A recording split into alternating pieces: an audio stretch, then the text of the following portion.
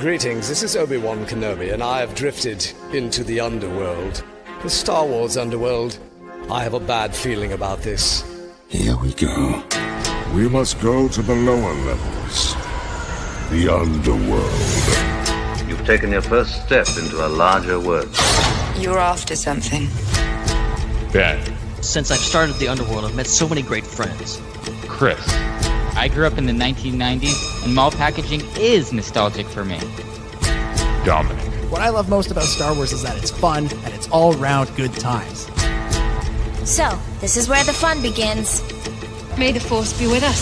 This thing really moves! I like this! I can't believe you came all this way to see me. Why am I not in the intro? I gotta come up with a snappy line. What's up, Star Wars fans? And welcome back to another episode of the Star Wars Underworld podcast. We are your source for the latest breaking Star Wars news, reviews, and discussion each and every week. And this week, we've got not one, but two new trailers to talk about. We were all ready to spend the whole episode talking about the Mandalorian and Grogu trailer. And then just an hour before sitting down to record, we got a Star Wars Visions Volume 3 trailer as well. So we're going to be talking about that, too, all that and much more on this episode of the Star Wars Underworld podcast. My name is Chris, and joining me, it's Mr. Dominic Jones. Hello, Chris. Hello, Ben. Hello, everybody. Yeah, I wasn't supposed to be on this week. I was supposed to be off this week. I pissed off the FCC chairman, and so I was going to be banned from the show for a week.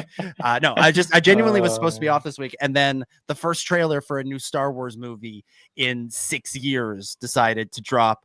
And so I had to make a little bit of time, make a quick cameo here at the beginning to talk about this trailer for The Mandalorian and Grogu, which I am excited about, even though there may not be much there. We'll get into it. It's going to be a great show. Oh, man. Also joining us, it's Ben Hart, the Star Wars guy. Yes, how's it going, everybody? Yeah, it's good to be here. We were expecting this trailer last week. Of course, we all know what happened now, and we realize why it came this week, but none to fear. Okay, look, we're not going to get into any of that. Okay, we're not going to talk about any of the political discourse or anything like that. Okay, because we try to keep things light here. We try to keep things. We understand you. This is an escape for you guys sometimes. That you want to get away from all that.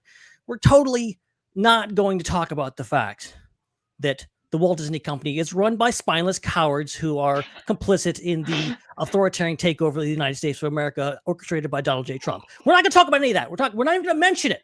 Not even going to mention it. Nope, not a word. Let's just can we just get into it? Like, I know we're supposed to plug stuff, but like, I gotta go in 10 minutes, 20 minutes. So let's just dive into this trailer. Let's begin by giving some initial reaction to the trailer. And like I said, because I'm going to leave in 20 minutes, I'm going to throw it to myself first here. And just say, here's what I think of this trailer. If I saw this trailer in theaters before a movie, I would get excited.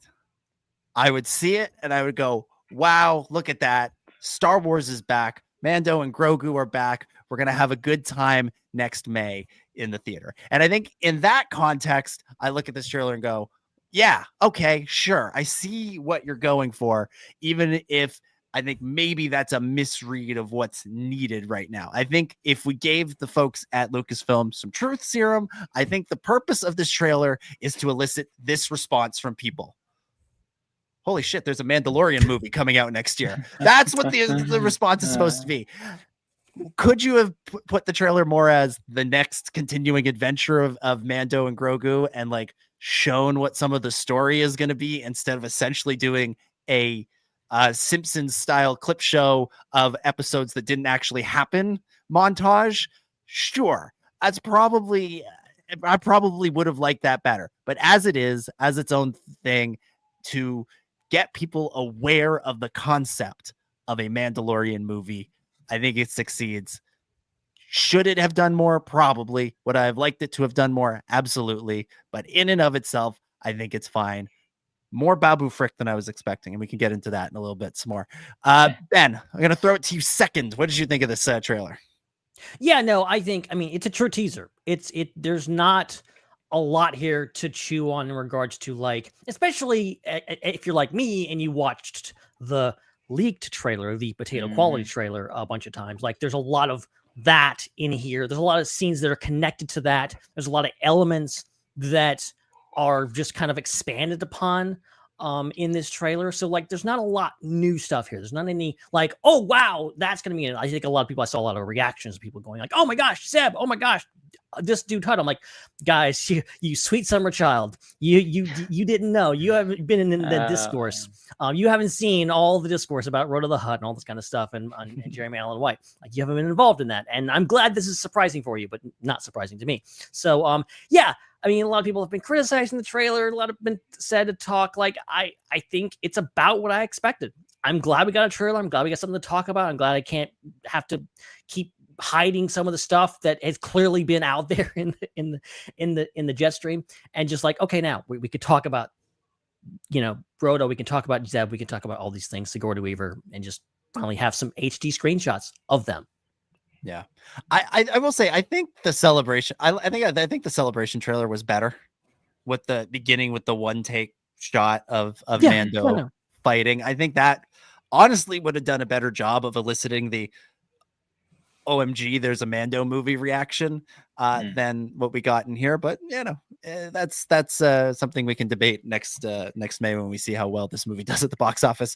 Chris, your thoughts on the trailer? Yeah, I think Ben's kind of hitting on a good point there, which is like, if this was the first thing that anyone had ever seen of footage from Mandalorian and Grogu, I think we would be slightly more excited about it, because all of this would be new. But because a lot of this was already in that celebration version, that at this point was like 6 months ago, like, we've had a lot of time to discuss a lot of those things. And even if people, what is that? Ben decided to start working on the Millennium Falcon in the middle of the show. That means the Hydra spanner. Yeah. Nope, we don't get. Ben doesn't get to speak anymore. He's been replaced by a buzz droid. Okay. That's a new one. Brand new. that one's never happened before. Okay. So anyway, what was I saying? It kind of brings up the question of, if they're going to do an exclusive trailer and they're not going to show it to the internet at the same time, how should you handle that?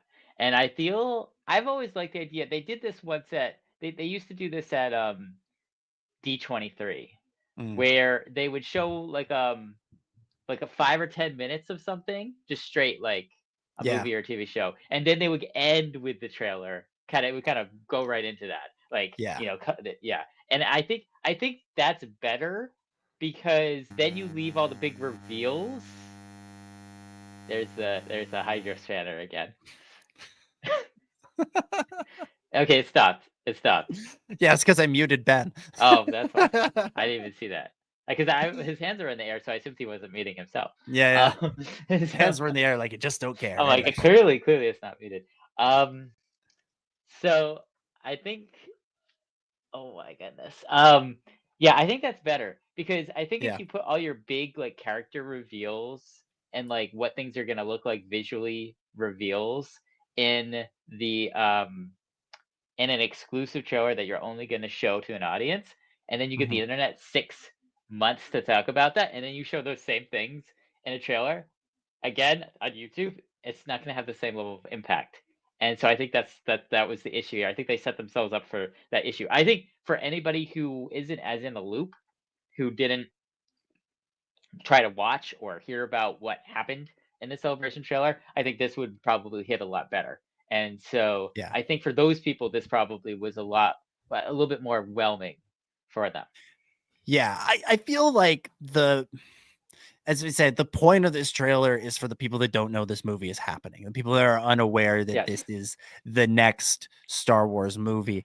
And it is almost more made for that in theater reaction of you sit down to watch Tron, you sit down to watch Avatar at the end of the year, and you go, oh wow, that's cool. Like, look at this, Baby Yoda's back. I love Baby Yoda. This is going to be a lot of fun. Look at these cool scenes with the Mandalorian fighting. And is that a buff version of Jabba the Hutt? Like, suddenly you're into it that way, and you're remembering, right? Okay, next spring this movie's going to come out.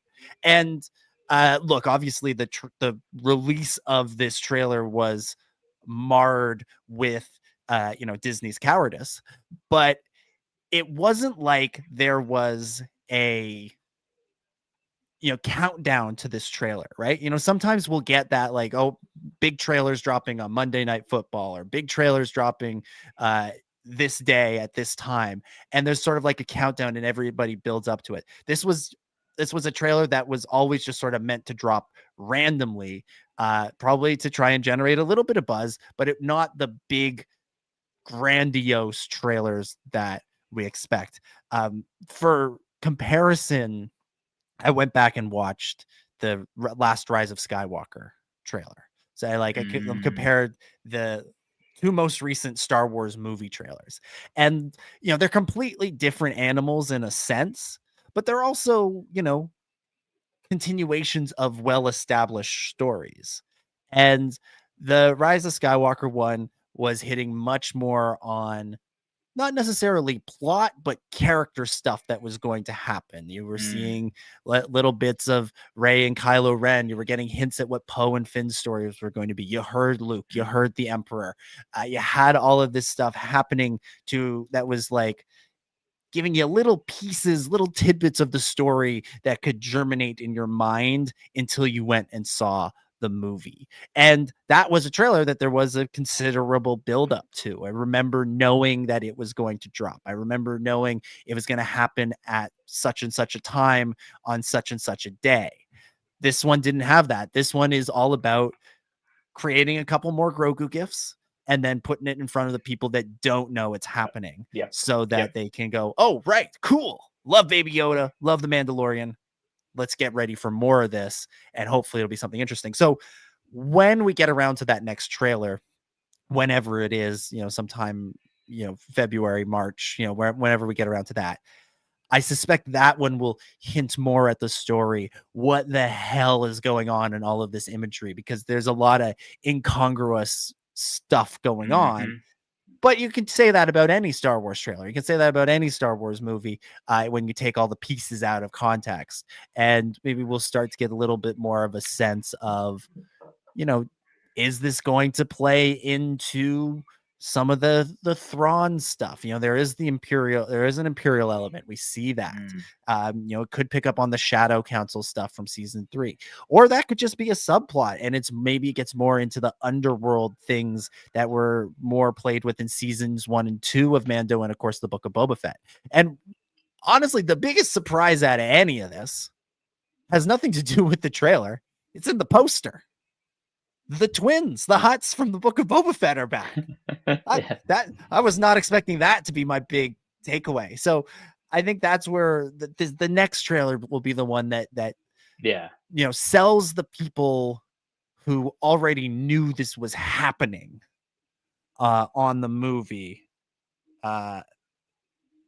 It will sell. That's when it will sell us on, okay, here's the story, or here's more of the tone beyond, hey, look, Grogu's doing some stuff because he loves Grogu, which we all do.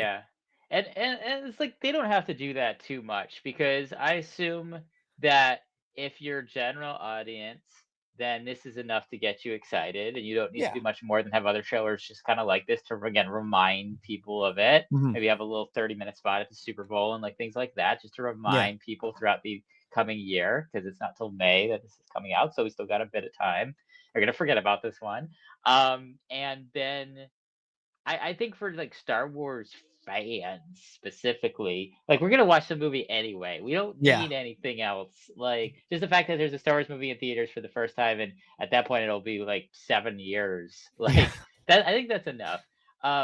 So I don't really need to see more because what I don't want is I don't want people giving interviews saying this is the best Star Wars movie ever. This is the next Empire Strikes Back, and then I go in there and it's just like the next Return of the Jedi, and then I'm sad. When I Or just watched Return of the Jedi.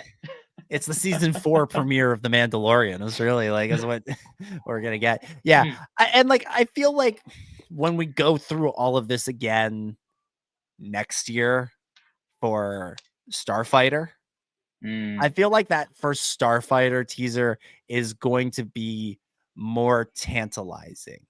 Yeah. Because this is all stuff we have seen some variation of before. And so for those of us who are Star Wars fans already and know about this movie, what they need to show us to get the excitement really going for this movie, and they probably want to do that closer to its release, so the momentum will carry it right into the release, is show us the more exciting stuff later. With Starfighter, it's all brand new. And so that first brand new stuff will be really exciting and really intriguing and really tantalizing, I think. So when we get a Starfighter teaser that's essentially this, we won't be sitting here going, no, this is boring. We'll be going, You're right. Look at Ryan Gosling. Oh, look at Flynn Gray. Oh, look at Amy Adams. Oh, look at all of this stuff that's new and interesting and exciting. But even then, there was actually a lot of good stuff in here. We just already knew about it. Yeah. So it's like, again, I can't fault the trailer. It's just the way that they did the reveals at Celebration first, and then had to wait 5 months to do this. Yeah. Like that's the thing we're talking about here, because but yes, there's a bit of that too, where like this is a sequel, so a lot of things we've seen before, exactly. And so yeah, it'll definitely be a lot more intriguing to see footage from Starfighter and other future things that aren't just a spinoff of a show. But with that being said, it's super exciting that Jon Favreau and Dave Filoni are doing something on the big screen. That's really really cool. Oh yeah, I mean the wait for this movie, or my excitement for this movie has as much to do with just the fact that they are doing a movie. They're doing something new for theaters, and based on the trailer, for IMAX, forged for IMAX, it says at the end of it. Like, they're taking what they did on the show and scaling it up, right? Like the shots that we see of the gladiator ring, with Rada, with Din fighting that crazy creature in there. Like, we've seen sort of underground boxing matches in The Mandalorian before, right? Like the season 2 premiere, we have the naked Gamorrean fighting ring. And it's this like little tiny underground battle. It's a little tiny venue. In this, it is scaled up. That is much more of a, like, you're talking about like a minor league stadium versus a major league stadium. And then the Mandalorian, we would see one ATST in an episode, or one troop transport. Here we have 3 or 4 AT-ATs being taken away.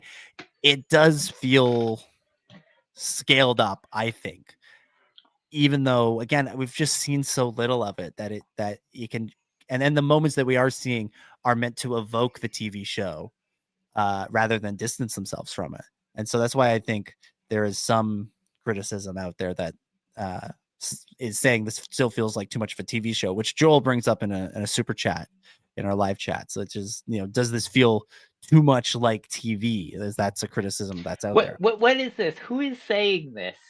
Of course it feels like TV. Why? Because TV and movies are the same thing now. They look the same.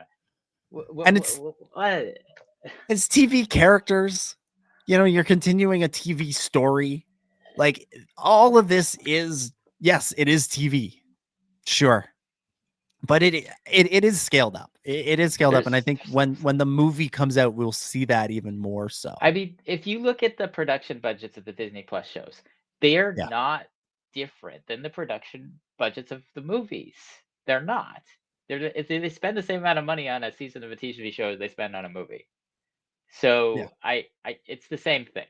Like, and at no point did we watch any of the Disney Plus shows except for Obi-Wan Kenobi, which I personally have feelings about. But at no point did anyone watch any of the other Disney Plus shows, or I watch any of the other Disney Plus shows and feel like they look like TV, and say that this looks like the worst quality Star Wars.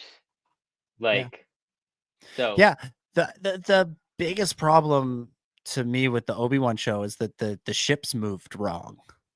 I know that's a weird sort of criticism, but they didn't have enough time to make the effects, or time or money to make the effects look right with the ships. It wasn't right. So they moved weird across the screen. But look at the like handful of shots we see of the Razor Crest, you know, in chase sequences with either some kind of new ship or their TIE fighters that kind of look like Vulture droids. Just going to throw that one out there.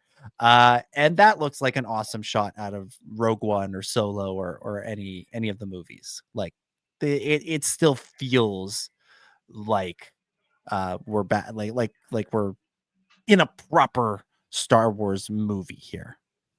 I think the Buzzman has made a return. Let's see if he's working now. Ben, I thought Disney canceled you.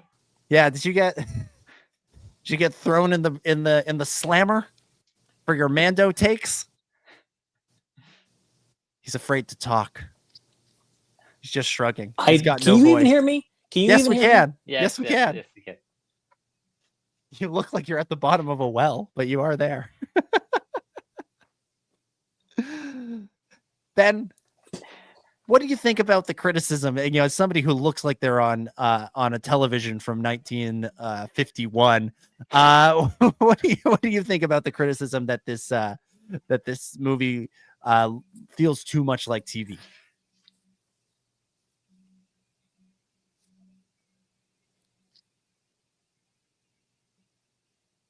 I don't think he's actually here. Maybe he can't hear us. I think that's probably it. Maybe we can hear him, but he can't hear us. Yeah, this is That's like what's we're observing. As we can see here, the Ben Hart is living his life in the barbecue restaurant. He's just bailed. Oh my goodness. Made like Organa and bailed. Okay. There we go. So what's a moment, Chris, that stood out to you in the trailer? What's something that where you saw it and you're like, oh, that's cool. Oh, that's neat. I mean, again, this is a moment that I experienced 5 months ago, but the AT-AT falling off the cliff, of course, was really cool. Yeah. And that does, again, we didn't see that on the show. Like, that's not something that they would do on the show. Back at Celebration, when we started to see these things, Filoni did talk about how it was cool to, you know, for a movie or making a movie, they did have the option to do things that were bigger and more, you know, epic in scale. And I think we see that in shots like this. I think we see that in moments where you have 3 AT-ATs and one is being blown up from the inside and falling off a cliff, which is a pretty good moment, a pretty sweet, solid bit of Star Warsing. So we've mentioned the Razor Crest already. Razor Crest is back. How do we feel about that? It got blown up very dramatically in season 2. Yeah, I was kind of shocked when I saw that too. I'm like, that can't be? I'm remembering something wrong. I was like, wait a minute. I just ignored it because it just didn't make sense to me. And now that you bring it up, I'm like, okay, so you saw it too. I mean, it makes sense that you have like all this Razor Crest, you know, merchandising. We have Radio Razor Crest. Like, it's very popular. It was very shocking that they blew it up. So yeah, they must have bought another model of the same ship, or that would have taken a while to put back together. I'm like, yeah, I don't understand. It was properly vaporized in season 2. Season 2, it gets blown up, and the only thing that survives is the Beskar spear that Din uses later to fight. Jesse thinks it's a flashback. I mean, I could see that as an explanation. It's possible. I think, though, Jon Favreau loves his stuff. when Jon Favreau creates something, he really, really likes it. And even if he comes up with a great story to destroy it, to end it in a way that's impactful and emotional, he finds a way to bring it back, even if it undercuts slightly what we saw before. Take, for instance, IG-11. Right? Like that's IG-11's death is the emotional pinnacle of the season 1 finale. And there he is back in season 3 for some gags with Grogu. They kind of made it work. They made it work all right, but he just kind of it wasn't. IG-11 had such a great death, and the Razor Crest had such a great death that I'm sort of like, do we need to bring them back? I'll be honest, I'm not. Maybe this puts me in the minority, but I'm not a fan of the N1, the Mando N1. No, So, how dare you? How dare you? So I'm okay with that not being in the show, in the movie. Oh. Yeah. I think my reaction to the N1 is twofold. One, they spent so much time in that episode building it, and I was so bored during those scenes. And second of all, I have spent my entire life, my entire youth was spent with people nostalgia-ing to the people who grew up in the 80s. And as someone who grew up in the 90s and 2000s, I refuse to be nostalgia too. So it's not exciting to me that he flies an N1 for the sake of flying an N1. It's not exciting to me that he then flies it through the pod race scene. Give me something new. Give me something exciting and different to get excited about, so that when you do a nostalgia, it hits differently. But it doesn't hit, right? It didn't hit because all we get is nostalgia. And so I looked at the N1 and I went, wait, no, I don't like this. What about the argument that just objectively the N1 is one of the coolest looking ships in Star Wars, regardless of who's seen it before? Not arguing with it, but it looks really great when it looks like that up in the corner with the yellow and the silver. When it's all silver and banged up with some, used universe original trilogy looking stuff. It doesn't mesh. It doesn't work for me. I don't like it. I didn't like it then, and I don't like it now. Wait, does this mean they're gonna blow up the N1 to bring the Razor Crest back? Yeah, it's the first scene in the movie. No. No. The first just opening scene. You think it'll be a classic Rise of Skywalker style fake out, where you'll see the N1, it'll be whipping through, it'll be a cool action scene, and then at the end of it, it'll get blown up. And you'll be like, oh my god, they killed off Din Djarin and Din Grogu in the very first scene of the movie. And then the camera will just like pan over to an asteroid, and Grogu will just like pop up from behind a rocket and go, and Din will be like, boy, you said it, buddy. It's a good thing we weren't on there. Thank God, Cara Dune lent us this ship. No. They'll just mention her. We won't actually see her. Found the new Razor Crest, and they'll get in and then fly away. I do like the yellow racing stripe on the new Razor Crest. I think that looks cool. Yeah, I like that. It's a nice bit of modification to it.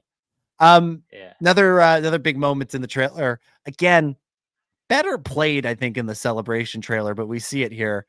Sigourney Weaver. We actually get to see her character instead of just hearing about her. In this trailer, we see her just kind of sitting across the table from Din and Grogu when Grogu tries to steal her snacks, and she stops him.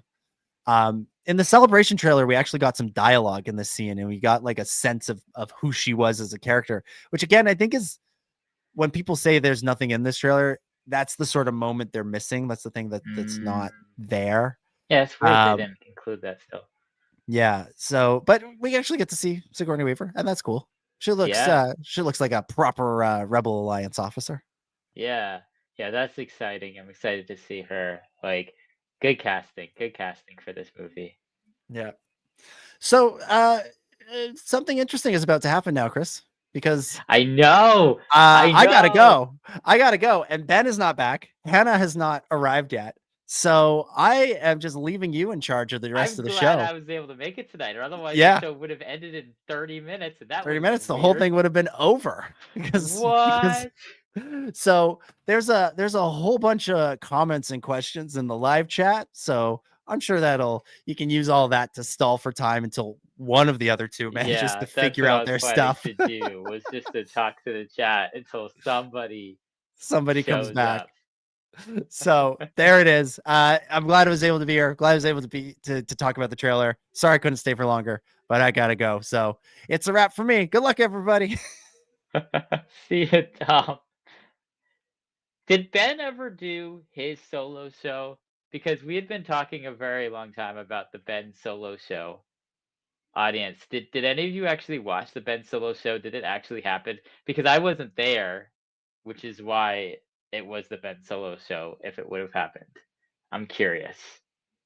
Because that would make me... Yeah, so Joel's saying that he did. So this is now the Chris solo show. So now Dom and Hannah have to do a solo show at some point, because now we're starting the solo show quadrology of the 4 solo shows. Ben is trying to come back. Can he make it back? I can. Okay, wow. Dom held on for as long as he could, but he couldn't hold on any longer. And I got to be solo I was for just surprised he 60 held in seconds. as long as he did. I know. That was wild. Now we need solo shows from Dom and Hannah, because I got my solo moment, for even if it was only for 60 seconds. And if it was just meta referencing the situation. Okay, Yep. So what are all your continued thoughts about the trailer that you did not get to share because it was just me and Dom going back and forth about it? Yeah, no. I look. How do you feel about the Razor Crest? That's what we were just talking about. Okay. What is up with that? Why? Explain. Well, the obvious reason is nostalgia. Is they are, because I think Brendan Wayne was on the record saying something similar, something like, "Oh, it's more like season 1," and it seems like they're kind of leaning into that, like, "Oh, this is a reset point," which I get. I get what they're doing here in regards to, kind of like using season 3 as we were wondering, like, okay, what that was like the Iris out ending. What are they doing here? And this seems to be more along the lines of, well, this is actually like a completely reset timeline, and we're kind of going back to the dynamic of season 1.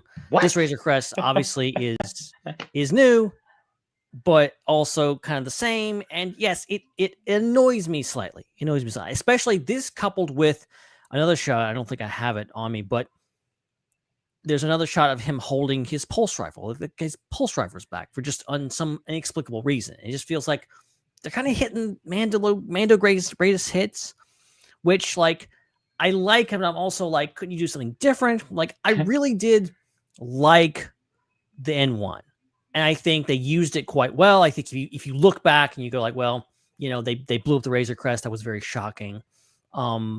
And then they brought in the N1, and people were like, well, how does it N1 work? Like, they wanted to do a lot of dogfights in season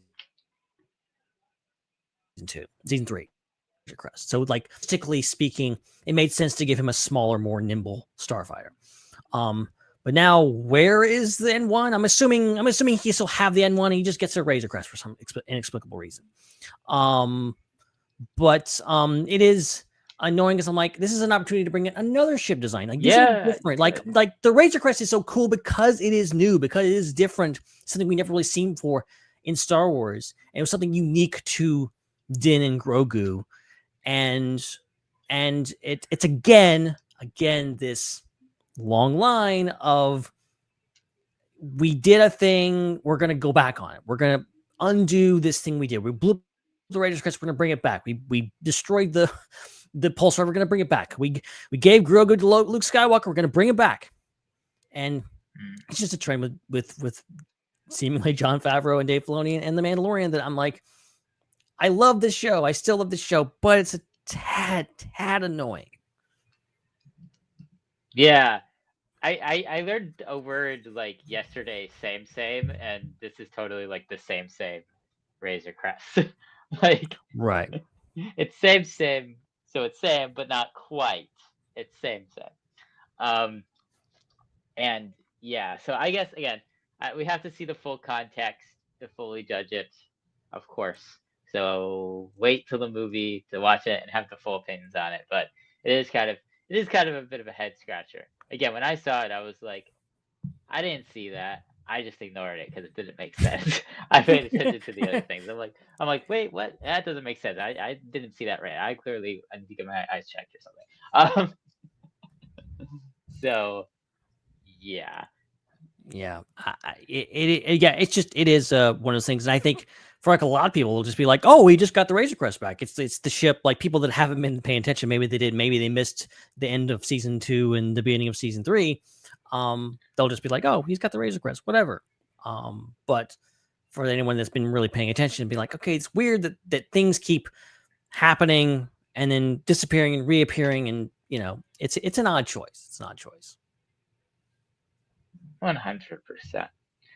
Is there anything else that you wanted to add as well about the trailer? Again, me and Dominic pretty much said everything we wanted to say. Yeah, no, I mean, like I said off the top, it's not a super deep trailer. It is a teaser trailer, and there's a lot of really cool imagery in it. I will say that, like, I just in general feel like, obviously, on the internet, get defensive about Star Wars. It's just my prerogative. It's my curse to both be critical of Star Wars, but then also like, you can't criticize Star Wars, like that whole thing. I am just like that, and so like there's a lot of people hating on this trailer. Like a lot of people that were like, it looks terrible. It looks like a TV show. Which I'm like, I don't feel it. I don't get it. Like I get it if it's not this movie's not your bag, if it's not something you're interested in, that's fine. That's fine. I think if you didn't like The Mandalorian for some reason, and you're not gonna like this. I think the whole like it looks like a TV show criticism doesn't fly with me, because I feel like The Mandalorian from its beginning, from all 3 seasons, even at its worst, still looked like a film. We always have talked about how good this show looked. It seems weird. I think it's just it's a weird thing that's happening with people, that people are so used to how the show looks. It looks so good that like they can only improve upon that so much to make it a more big screen experience, a IMAX experience, if you will. And so it's like they've reached the pinnacle. They can't go much further. Now it's on the big screen. It just looks the same. And people are like, well, I want something more to this. I want some more. I get that feeling, but I don't think you're going to get it. I think, and if you're looking for something more, I think look no further than Rudda the Hutt. Look more further than this giant CGI character. Look no further than the AT-ATs on a snowy mountain, falling down a snowy mountain, getting blown up. So like that's stuff that we got tastes of in certain episodes, maybe, but nothing like that. No fully CGI characters. Nothing nothing bombastic as this. And I think we're really only in the tip of the iceberg. So I think if you're like, I want more, I think we're gonna get more. I still think we're getting like the first third of the movie. I really don't think we're seeing that much in the movie. I think definitely. I think the AT-AT sequence, which if you watch the other trailer that was released in Celebration D23, like that's, I think that coupled with the scene of the AT-AT toppling, I think that's the opening. I think that's the cold open. I think that's the cold open of the movie. I think you see them, they're on a mission, they're taking out an Imperial or something like that, and that's what happens. I think that's just the thing. So that's a huge chunk of footage that we've seen that's just from the opening. And we're assuming this movie is going to be at least 2 hours long. So there's a lot of stuff we haven't seen. As I will always err on the side of positivity and and just like general patience in this. And also, I'm not expecting this to be the best Star Wars movie. I'm not expecting this to be a mind-blowing, super awesome, this is going to be better than the Empire Strikes Back things. I'm expecting a fun movie. I'm expecting a fun, super long, great episode of The Mandalorian. That's what I'm expecting. Yes. And that's really all I want. Yes. And I'm not going to go and talk about all the things that could make this the greatest Star Wars movie, because then we're all going to be disappointed. Because I know how to make it the greatest Star Wars movie. It would be very easy, but I'm not going to mention it, because if I say those things, we're going to be sad when it doesn't happen. So we're just going to say, and I've talked to other people, and I talked to our friends Zach and Sean over the Bannerman podcast, and they were kind of down on it. I'm like, guys, I feel what you're saying, and like literally, I told him, like, I would rather you be underwhelmed by this trailer and then be overwhelmed by when you actually see the movie than to think, oh, this is gonna be the greatest thing ever, and then be disappointed, because we've all been there. I can't count the times, not just Star Wars movies, any movie, walk in, oh, this is gonna be the greatest thing ever, and then, well, of course, most movies are not the greatest thing ever. Most movies are just okay, and that's okay. It's fine to have a fine movie, and we shouldn't put this on ourselves to have such unreasonable expectations. Yeah, and I think that's what's going to happen to me if the promotion for the movie continues to be the same kind of like fun vibe. You know, nothing super intriguing, nothing super shocking in the marketing.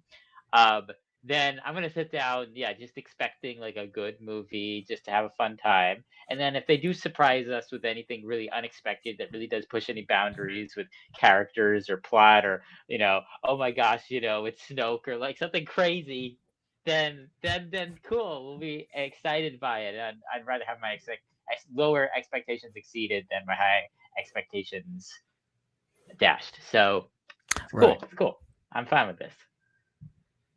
Yeah, I think, just like expect to have fun. Expect fun to be had. Yes. 100%. I was out of it for like 20 minutes there. I have no idea what you discussed. So if we want to move on, or what we want to do, I don't care. Yes, I wanted to get your thought. I didn't want to just say, let's move on, because I wanted to make sure you got a chance to share your thoughts. And now that you've done that, we can move on to the next topic. Yeah, because it's very exciting. It just came out too. If we're talking about what we're about to talk about, I think. Yes, we are. Let's talk about it. Yeah. So, as of 30 minutes ago, like right before the show, things like they never release trailers this time of night. And yet, I think it's probably it's probably for the Japanese market. It's probably they're releasing it for people in the other side of the world, which makes sense because this is obviously Star Wars Visions Volume 3. We got a new trailer. I'll admit, I've really only got to see this trailer once all the way through. I saw it twice. and so like I've just got to bear, like all the images are kind of in my head, and it looks great. I mean, it looks really, really fun. Obviously the biggest, I mean, like I've been open about the fact that I wasn't too hot on Volume 2. Not that it was bad, it wasn't maybe hitting home with me. But I really enjoyed Volume 1, and what has me excited, of course, is the fact that we're getting sequels to The Ninth Jedi. Obviously, we're getting more Ninth Jedi, but we are getting a true sequel to The Ninth Jedi in this season. And I think The Village Bride is getting one, and the Ronin. And they all look great. And there's some stunning, like that's the most impressive thing, like the stunning artwork. There's one that's more like Clone Wars, like animation style in there, and there's some beautiful animations, just stunning. But I don't know, what did you make of the first trailer? Yeah, that was my takeaway as well. Just noticing the things they were picking up from season 1 and the art styles that and stories they were continuing. It's really cool. I love that. Yeah, there's sequels in there, so you can almost create a separate TV show out of those episodes and like watch those back to back. Like that'd be cool if like they keep putting out more volumes and keep putting out sequels to the original stories. Like that's really cool. I love that idea, and I think Ninth Jedi is getting its own series as well, which is really, really awesome. But yeah, like you, the actual art and visuals was the thing that impressed me and interested me the most. Season 1 was absolutely beautiful, and volume 2 or volume 3 looks really beautiful as well. Again, I also thought volume 2 was beautiful as well, but it's different studios, so I'm not comparing directly. But yeah, it looks so cool. And that's the thing I really like about Visions is I feel like Star Wars sometimes is a little bit light on the art side of things, on the visual art side of things when it comes to filmmaking. Like, I will look at the concept art the artists draw for Star Wars projects, for TV shows, for movies, and I'll be like, oh man, that looks so cool. And kind of the final thing that they put together always ends up being kind of just not as good a version of the concept art. I always feel that way. And I know a lot of that has to do with the constraints of budget and the fact that a lot of it's live action, so you can't translate as directly from drawn art. But somehow Denis Villeneuve does it in his movie, so come on. Yeah. But I think it's really cool to see an art focused driven show that really the strongest aspects are the visuals. Like I think that's just really, really, really awesome because Star Wars is at its best when it's got everything kind of at full blast, when it's got the music at full blast, when it's got the writing and the acting at full blast. So to have the animation at full blast as well and have that be more artistic and stylized, and have more personality in it, in the styles is really cool. So yeah, this trailer has got me definitely very hyped for Volume 3. I mean, we're only several weeks away from it coming out, so that's super exciting. And yeah, I can't wait for this. I can't wait for this, and it'll be cool to. I think I'm gonna see if I could squeeze in time to watch Volume 1 again before, so that I can really get those direct continuations. So at this point, it's been so long since Volume 1 came out, I'm forgetting the specific details of some of the stories they're picking up on. Yeah, both volumes. Like that's one thing that I'm like, yeah, I do need to like go rewatch all that. I'll add it to the list of things. Like I just started my Andor season 2 rewatch. Like literally nice. one episode in. I'm just like, okay, I'm gonna finally do this because Nice. like you can't, it's just not enough time in the day. And then I'm like, there's new things I want to watch too. So we've already had that discussion, but like just this in general, I kind of I like this in the same way that I really like the from a certain point of view books they do with the 40 short stories of like, it's like there's such a variety of stories that some of them personally I don't really care for, and there's other ones that are fantastic. And you kind of get a smorgasbord and just like you kind of get to run through them. And with Visions, like it just feels like a big swing. It feels like something Star Wars has never done before. And it's ultimately doing things that are obviously visually, but just story-wise and everything like that, it's drawing upon so many things and doing so many things that we've never seen before. And like I say, I will always support Star Wars taking massive swings. Even if I don't necessarily think they hit the ball, I please, please take big swings, because I think that's the best case scenario for like getting something new that we haven't seen before. That's also great. So yeah, this is very, very exciting. Yeah. So stoked for this. We're so close. Only a few more weeks. We're so close. Yeah, it's crazy. I think we did get a little teaser at Celebration. I think they released something, but this is like the first full-length things. And also, apparently Steve Buscemi is a part of the English voice dub cast. Nice. So he's making his foray into Star Wars, which is just so good. Cool. I was just watching and the Wednesday season 2 that just came out. Oh, really? Is he? Yeah. God, that guy's everywhere. Yeah. But yeah, there's a bunch of some acolyte people in the cast. There's the full cast list is out there. We'll have to post it on our socials, but yeah, a lot of things. I think Simu Liu is back, obviously, because he was in Ninth Jedi. So yeah, a lot of good talent. Amazing. Did we have anything else we want to share, or did we want to jump into a few questions? Let's do the questions. Let's do it. We have quite a few today. We have quite a few. Most of them are Mando and Grogu related to these really quick.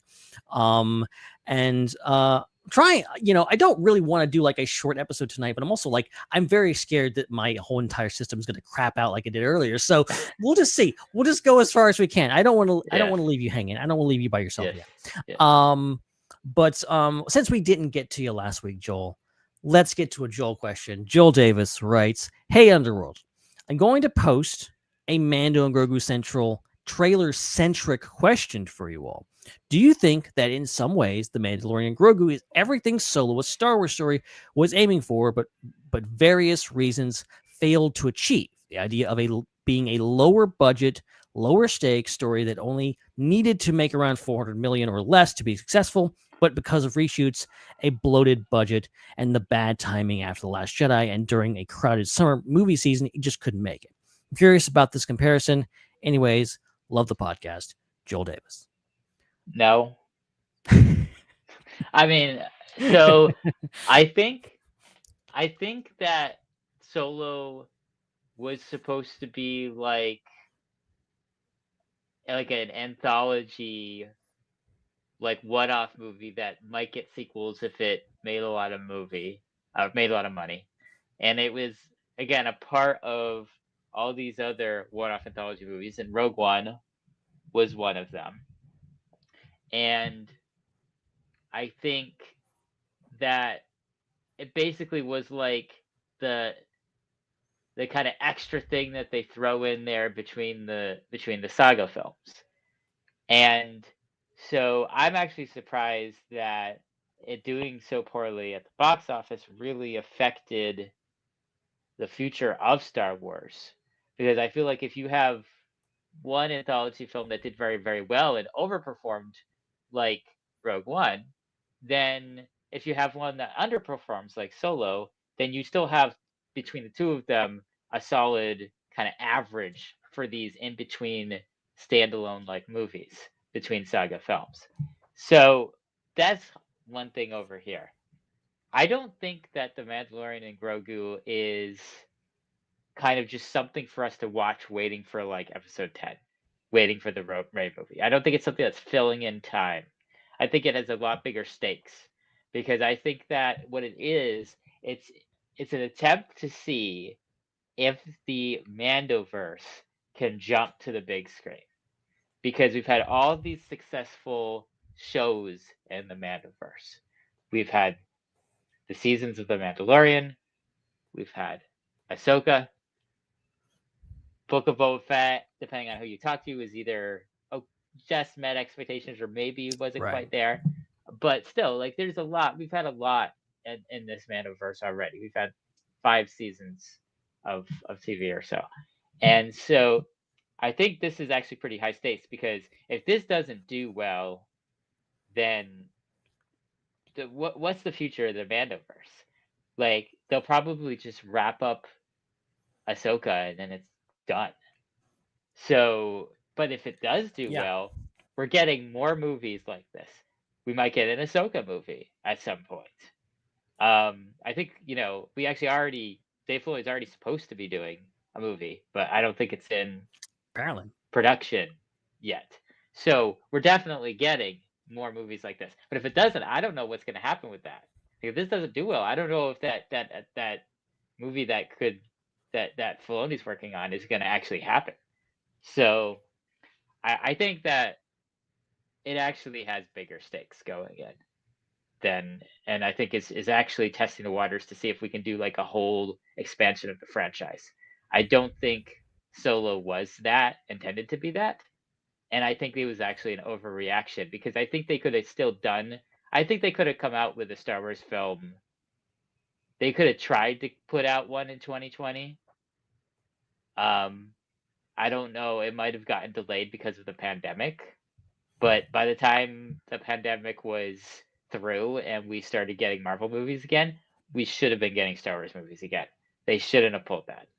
And I think it would have done well, just like the Marvel movies did well that came out in like 2021, 2022. So, yeah, that's my opinion. I don't think it's the same thing. I don't think it's the same thing at all. Yeah, I think I'm closer to your assessment. I think the comparison that I would draw is that I think in some ways, a lot of ways with Mando and Grogu, but some ways with Solo, they're both experimental in how they're kind of being put out there, in a sense that they're both kind of new types of Star Wars films, and that they don't know how the public is going to react to them, and they don't know how well they're going to do.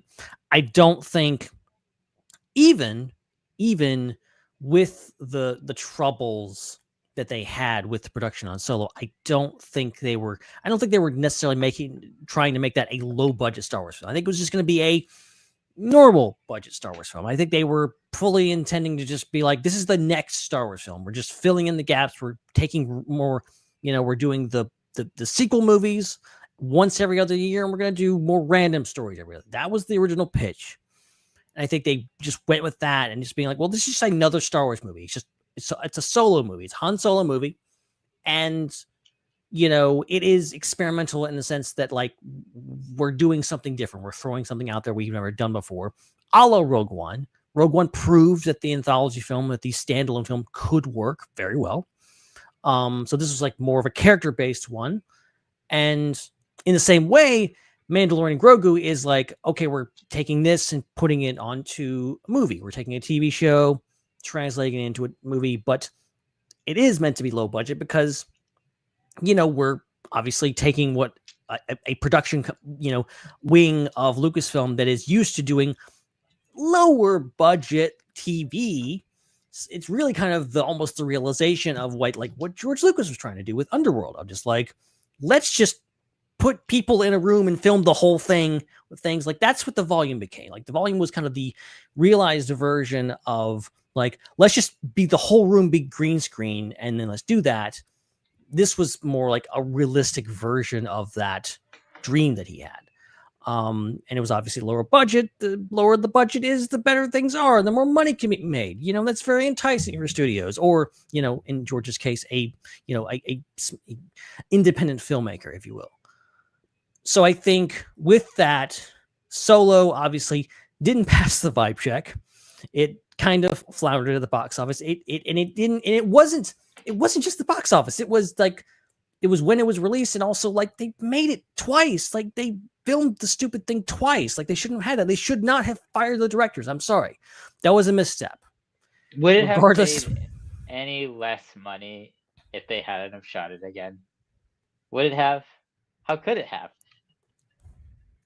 I mean, what if could have, like there's so many variables there. Just like they just released it in December. I think it would have probably, like, we wouldn't be having this conversation.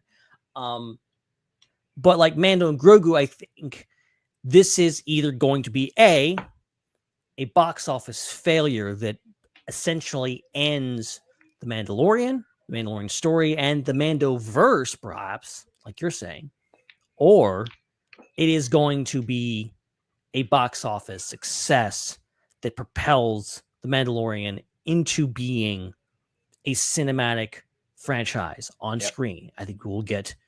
I think this is more along the lines of what they were talking about, what we've been hearing of, just like, let's not commit to a trilogy. We're not doing like 3 movies of this. We're not doing whatever else. We're doing one movie.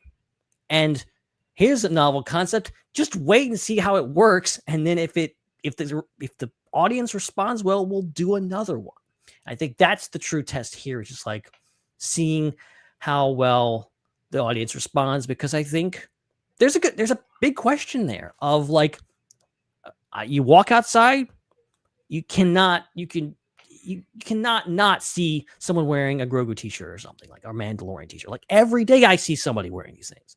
People love those characters, but there's a difference between people willing to put down a sizable amount of money to take their kids and their family to the theater to watch Mando and Grogu on screen, or spending no money to wear the Grogu t-shirt they bought 5 years ago to Walmart or whatever else.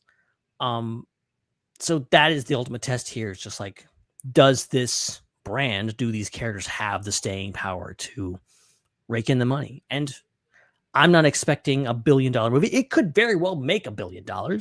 I'm not expecting that. I think they're probably in the sense that it's so modestly priced right now that it doesn't need to make $1 billion. I think that's the point. So, yeah, it is an experiment, and they're just going to see where this goes. So I think there is a bit of a connective tissue between Solo and Mandalorian, but maybe not as much as I don't necessarily agree with Joel's assessment. Put it that way. You know what I think this movie has a chance to do that I don't think any Star Wars movies have had a chance to do before it, is really go after a very young audience.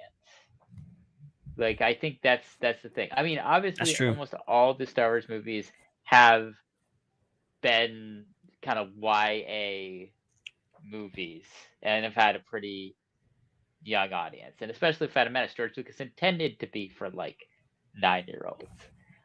But I feel like Grogu, the character Grogu is, like, coded for, like, 5 and 6-year-olds.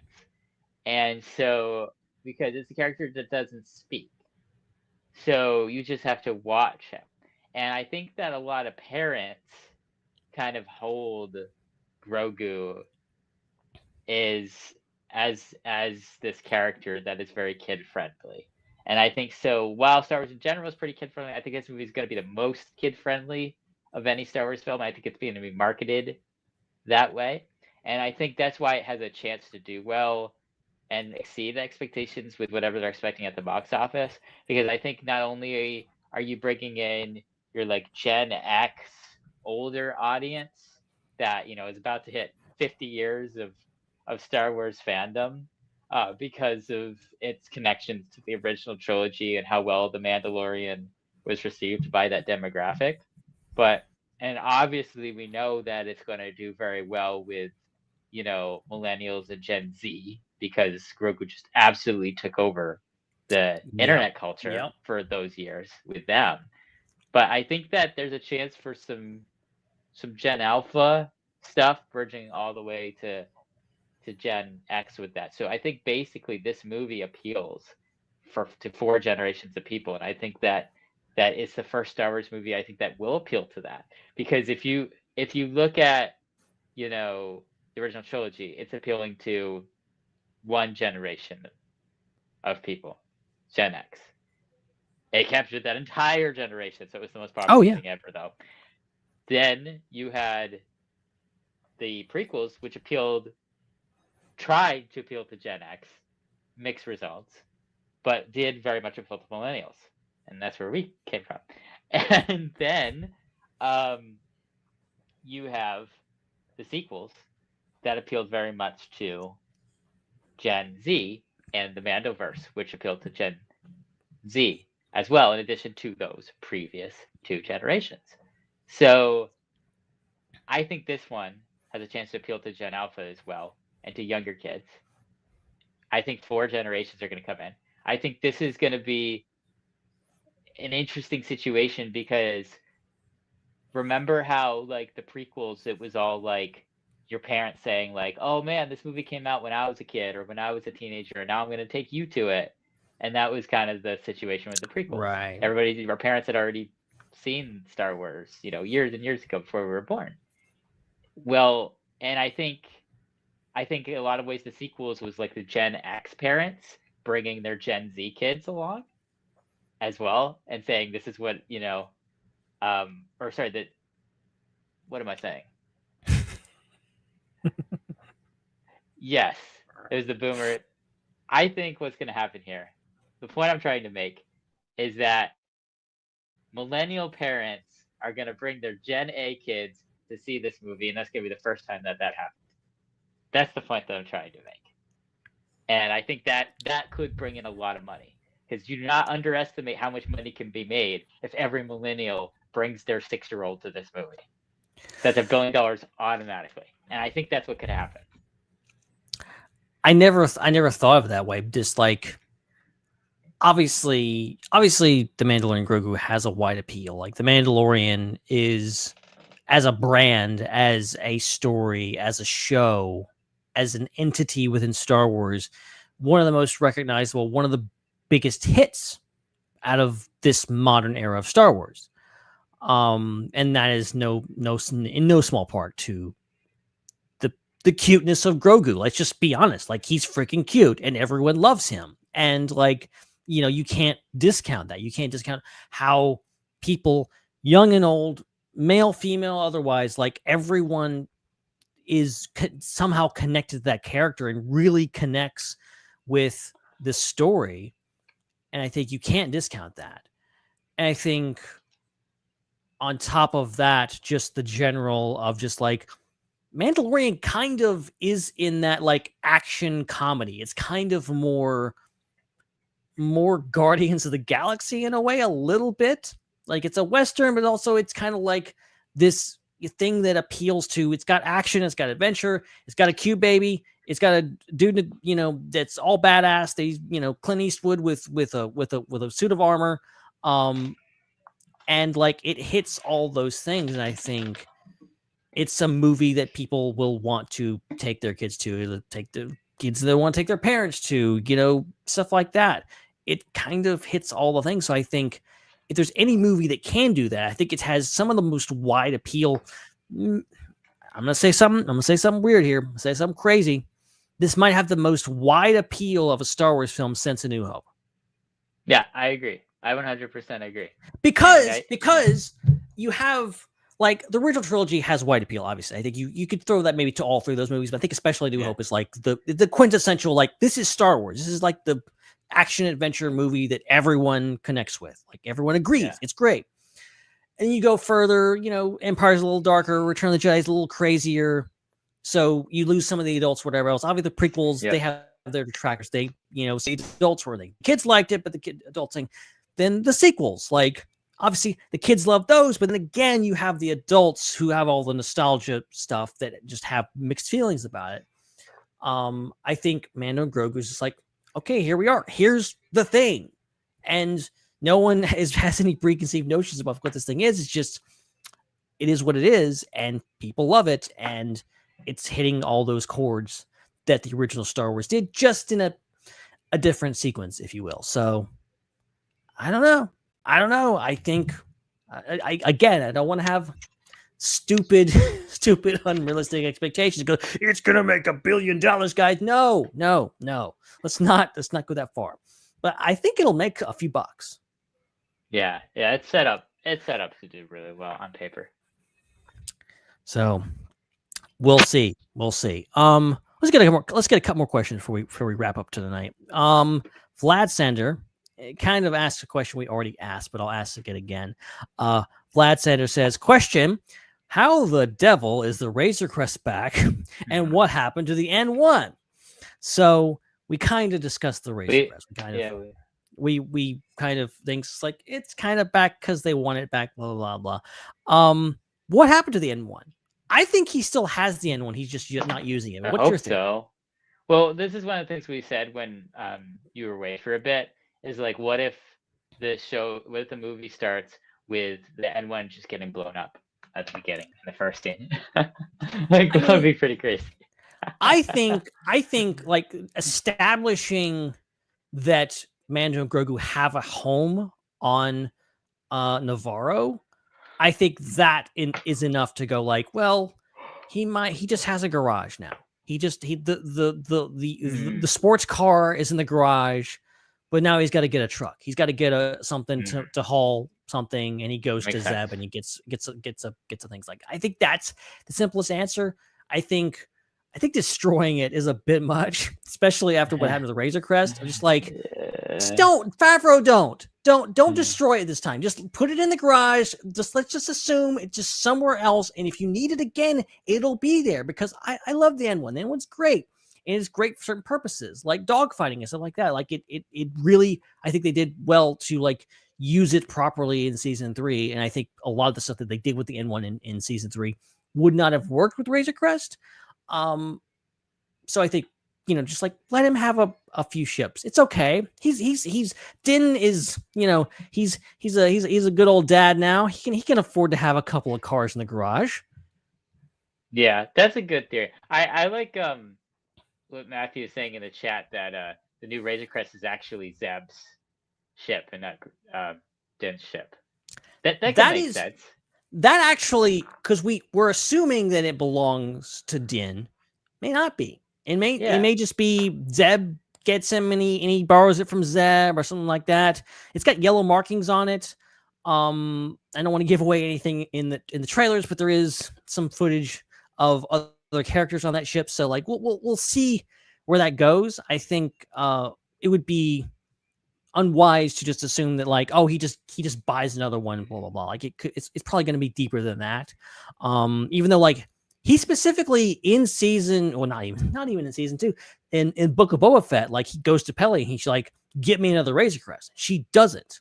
So that's something that could be picked up on again. It's like, well, he's specifically going out and hunting down Imperials now. He needs that good old carbon freezing chamber he had back on the thing. So we shall see. Man.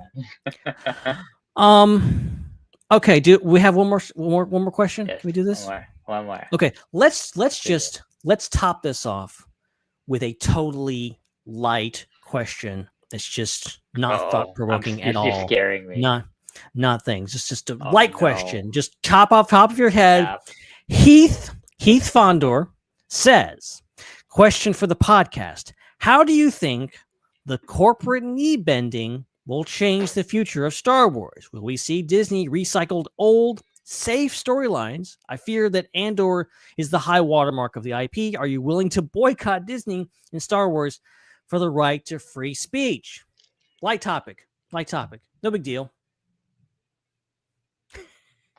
So I think, first of all, there's a difference between ABC and Lucasfilm.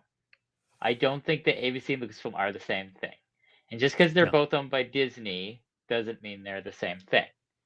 And so, sure, there could be some questionableness about what the journalism and what the public, social commentary side of Disney does, and it's probably just gonna go back and forth, as there's fights between different interests, consumers wanting one thing, stockholders wanting another thing, the government wanting another thing, etc. But I think Lucasfilm is very insulated from a lot of that. They ought to still remember that Lucasfilm was still run by people that I think don't really get along with the government very well. And I think there's a lot of people in there like that. You do have to also consider the fact in all this, though, that I believe, there was, I think, at least a settlement for the lawsuit that happened. So that's right. Related. That's related to the Gina Carano lawsuit was, I think, at least settled. So some money got exchanged there as well, and there was like a statement put out that was kind of sounded very favorable to Gina Carano in the statement. So that was a thing as well. So I think that honestly has more effect on things. I think maybe they're going to be a little more careful to try to maybe resolve situations when there's conflict like that, instead of just trying to say get away from it by firing somebody. I think there might be some more internal discussion about how to deal with things when there's debates like that come up. So, but as far as like the government is concerned, I think there's a big difference between ABC and Lucasfilm. I don't think that Lucasfilm's going to be impacted anywhere close to the same way that something like ABC would be impacted by something like that. Yeah, trying to figure out what I want to say here. And I don't want to spend another hour on this because I have plenty of thoughts about this that I could go in deep about this. There's a lot been said. And look, before I say anything else, I will say Star Wars Explained, Alex, did a great video. He did a breakdown of the Mandalorian and Grogu trailer, which those are always very informative videos. But he also included his thoughts about this whole situation, about the whole Jimmy Kimmel getting postponed, suspended, whatever you want to call it, and the response to that, and how we as creators, how he as a Star Wars creator, like, is dealing with it, how he kind of processes it all. And I think it's very informative, and I think he had a great response to it. And just the kind of the overall, I think his gist of was just like, obviously we want to call Disney out when they're doing bad stuff, like things. They are the parent company of Star Wars now, of Lucasfilm. And whether we like it or not, they stand to benefit and monetarily from any Star Wars content that we purchase or whatever else now. And if we're just subscribed to Disney Plus, that is supporting them. If we don't like what they're doing, that is maybe grounds for a boycott or something like that, which happened over the weekend. And I can't believe it didn't have at least a little bit of an effect on the outcome that came out this week, which was that Jimmy Kimmel was reinstated and that the situation was seemingly rectified. And I think, honestly, far be it from me to stick up for the Walt Disney Company, but I think it was a smart move. They did the right thing in the end, and I think they should be commended for that. Maybe they did it kicking and screaming, but they did it.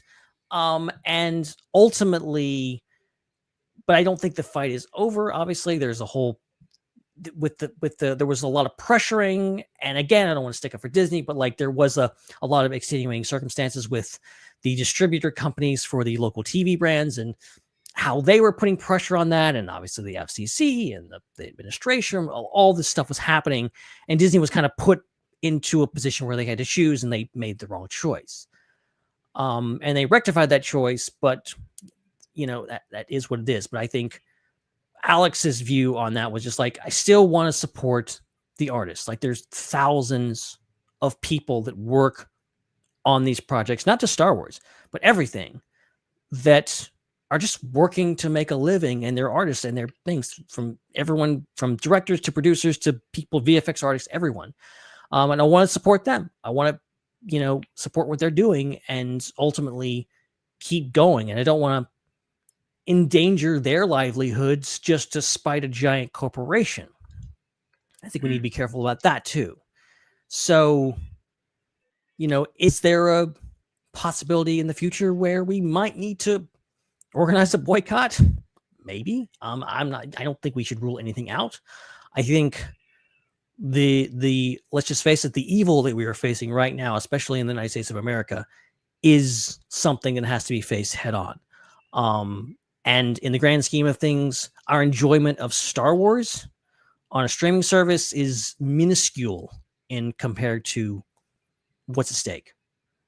It does not even matter. This podcast, Star Wars, all that, it does not freaking matter in the grand scheme of things when it comes to people's lives and their plight against a evil that is trying to come down on them in the worst way possible. We got to remember that. Right now it's okay. Seems like everything's fine. Jimmy Kimmel is back. He's saying his jokes again, and everybody's okay. But what's the next hurdle we have to cross, and what do we need to do? I don't know. I don't think there's any one answer. And a lot of people, things were people coming at us saying we were posting about the trailer. I was posting about the trailer very excitedly on Monday, and people were getting mad at us because, like, how could you do this and blah blah blah. I'm just like, I get where you're coming from, but I think also don't be so quick to go after people, because I think the element to this, I think you would be foolish to discount the hellish world that we live in now. Let people enjoy things. Sometimes Star Wars is an escape for people. Sometimes it is something that allows people to forget about what they're dealing with, whether personally or on a world stage, and just enjoy something. And Star Wars can be that thing for them, and it can help their mental health. And I don't think they're a bad person just for watching a trailer and enjoying it for a little bit and forgetting about the world for a few minutes. I don't think that's a bad thing. We can't. So, yeah, go ahead. Every person can't fight every battle. I think that's the key thing. to understand here. And there's a lot of battles. Like our entire lives is just a mixture of ethical things and unethical things, and everything is a mixture of that, every single thing. And it's very noble to pick out some things to stand up for, to speak out, to boycott, and such. And that's great. And I think that we should definitely be doing that. But not everybody can stand up for everything that is going on that is at any level unethical.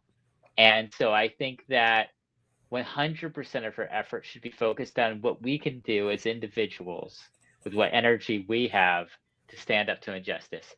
I think 0% of that energy should be spent trying to shame other people into sticking up to the very injustice that we're trying to stick up for and being righteous about that. Because you're wasting energy. Like, you're wasting energy shaming somebody for not boycotting something you're boycotting. Just boycott it and then try to speak out more against it yourself, and boycott a second thing if you have more time to kill.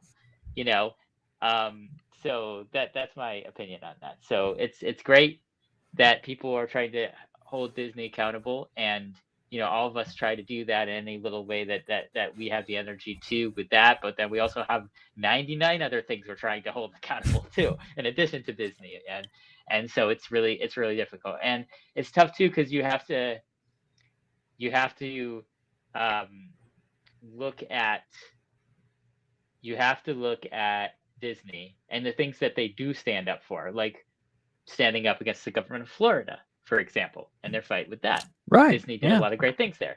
I think the thing right now that everybody's fighting against on a national level, it's like, you got to stand up when you can, but what if you're being threatened with your very existence? What if you're being told, if you don't do this, we're gonna like keep you from making a profit, and your whole business is gonna shut down? Like, what's the point of standing up when there's none of you left standing? So I do give Disney a slight amount of grace of, like, okay, some threats sometimes you just have to take seriously, and you have to take an L and fight, live to fight another day. And obviously the way they handled the situation ended up working that way. They took an L for a bit, and then they got back and ended up getting what they wanted in the situation. So it is a bit nuanced there. You can't be so black and white and absolutist and just say, like, every decision is just wrong forever, right forever. Every decision is just on a spectrum of the best thing you can do and the worst thing you can do. And sometimes you have to, you only have energy for so much, even as a big corporation. So right. That's hey. Wow. how I feel about I've come into quite a conversation, haven't I? Heavy stuff. Welcome to Ask the SWU. Guess who forgot the start time? Well, you've picked up on our little relay race here. It was started with 3 of us, then I left, then Dom left, then I came back, then now you're here. So maybe somebody gets voted off the island before the end of the show. Here, I don't know. Will we all 3 of us survive till the end? I don't know. It's great. Who knows? You can vote us out now in the chat. Who do you want to see go home next? Unreal. So funny. Here I thought, I was like, I'm even earlier than what I said. I said 30 minutes. I came in at like 25 minutes time. So ridiculous. I do apologize, but you know what? I'm glad I'm not the only one that was having a nervous breakdown tonight. Oh my god! Wild. So, what do you think of the trailer? And what do you think of the Jimmy Kimmel situation? And what do you think of the authoritarian things? And what do you tell it all? 30 seconds, go. And please also mention Star Wars Visions somewhere in that rant. Go. Yeah. Oh, geez, Star Wars Visions. Don't even get me started. I haven't seen that trailer, to be honest. Okay. Trailer was I think perfectly on par for what I think the movie is going to be. I think this is just an action good time movie, and that was just an action good time trailer. I do understand it's not the most like world bending cinematic explosion that I think everyone wanted it to be. that's also very fair. I think I do hear that, but I don't think it's like terrible at all. So that's kind of my overview of the trailer. Mando Grogu, I would say. What was I forget what the other things were? What else did you want me to talk about? Mainly, Mainly the trailer. Visions, I The guess. But Visions. you haven't seen that yet. I haven't seen Visions because I'm not a fan of Visions. I'm not even remotely like I saw a social media post of it and I was like, I'm not even remotely interested in this. I feel so bad. You're it's a like fake become my Visions fan. personality. I know, I really am. Pretend to be a But fan. Still a fake fan. now this might aid to it. Is this Visions Volume 3 or is this that extra Visions show that Volume we're getting? 3. Volume 3. Volume 3. Yeah. Okay, yeah. Because Ronan is getting its own show. Am I not mistaken? I'm pretty sure that was announced at Celebration. Ninth Jedi Oh, is Ninth the first Jedi? one, but they're doing Star Wars Visions Presents, I think, which is going to be kind of like an umbrella show for like different things. So they're going to do Ninth Jedi first as like the first big like full season of that, and then I would imagine the Ronin like has been one of the most celebrated ones. Like it got a novel and all kind of stuff. Like there's, I think you're bound to get more Ronin stuff eventually. Oh yeah. Yeah, which I think is fair. And maybe, you know what? Maybe I would be more interested then when I know it's like a ongoing committed show. But yeah, I'm someone who likes a slow burn. I like a build up of, you know, the story and the character and getting to know something. So, you know, I think inherently that's why I don't really connect with Visions all that well, because they're such short stories. They're so quick. And then the second you get used to the look and, oh, here's a flash of a story here, you're already onto the next thing that is completely different, not connected to anything. So I just think that the way they present it is probably not my style. But a show dedicated, like if they just commit to, hey, we have this Star Wars anime show, you know, maybe that's something more I can get behind, kind of getting invested into a story. And that will happen. And it also, a lot of, I think the episodes of Volume 3 are actually going to be sequels to episodes of Volume 1. So it's almost like a bunch of anthology stories that are all evolving together season to season, which is kind of an interesting concept. So that adds a little bit more of tying the story in too. Yeah, exactly. Which I think is so important. they're moving in that direction, but it started off very experimental. Let's just have all these different studios make an episode each and be completely different stories. It kind of feels like that, you know when you take too much cold and flu medication and you have crazy dreams and you're in another country with your old English teacher, and the next moment you're, you know, in your childhood home, you know, talking to an alien. Like it feels like that because it's just so quick and short. So I think you're right there. It's probably better. It will benefit the building on what we've already seen, kind of. What this is something that we went back and forth a lot of it on. What do you think the stakes are for the Mandalorian and Grogu movie doing well at the box office? How much of the future of Star Wars is going to be affected by if the movie overperforms, underperforms, potentially? That's a good question. Funny enough, I think do I think it's gonna make not an impact? Yeah, I actually can't see it making too much. Like say if it doesn't perform, it earns grossly low. It goes like under 400 mil. Yeah. I think they'll just take that. I think it'll just be a cop. I think, you know, everyone will complain about it. And then all the dweebs will be like, told you so, Star Wars is dead. That'll happen. But then I think they'll move on. You know, they got Starfighter 12 months later. We got this show to promote. Like, I think there's enough kind of beats for, you know, just after the Mando movie that I think they won't linger on that too far. Oh, I say we kind of collectively, the Star Wars energy field. I think that won't linger too long. It'll be a talking point, but I don't think it's going to have a massive impact in terms of like let's cancel all Star Wars because this movie didn't do well. You know, like, I don't think it'll do that. So yeah, that's kind of worst case scenario. Best case scenario, he does like 708 million, 708 million, and everyone goes, "That was a really fun movie," and then a week later, they're like, "Mandalorian Grogu 2 coming out 2028." You know, that's the best case scenario. So either way, I don't actually think that sways anything else. I think in the stratosphere of Star Wars too much, honestly. So that's my take. That's my take. Is that different to your take? I'm worried about it, and that's you're worried about it. Okay, I'm glad that there are other people that aren't, because I'm worried that it's only going to make $400 million, and we're never going to get the like Heir to the Empire Dave Filoni project in theaters because of it, and that's my concern. And so I think and I feel like there'll be less, and I feel like there'll be less stuff potentially greenlit. Like I think the Rey movie's still going to happen, and the Starfighter movie so far in production, that's going to happen, of course. But looking at some of the other future things like the Simon Kinberg films and like stuff like that, I'm like, I wonder if those are going to be pushed off to like even another decade if we really come out swinging and miss on the first Star Wars film back since the pandemic.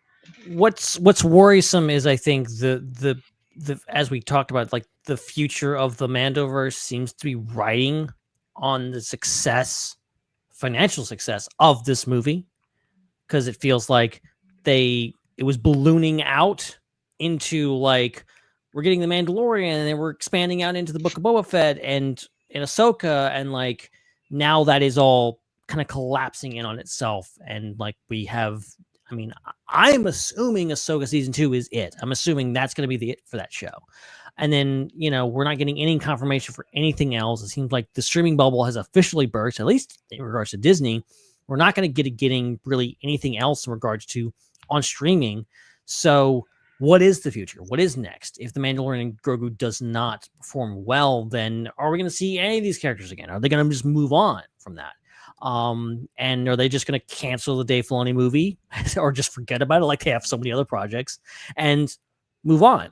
And as someone who like is very much invested in the story and love these characters, I want to see them continue, I think. And there's a lot invested. Like we've barely gotten Thrawn. Like we've barely seen Thrawn in this things. Like, like what are they going to do with that thread if this doesn't happen? At best, he'll be a cameo in this movie, and what else are we going to get from him? So I don't know.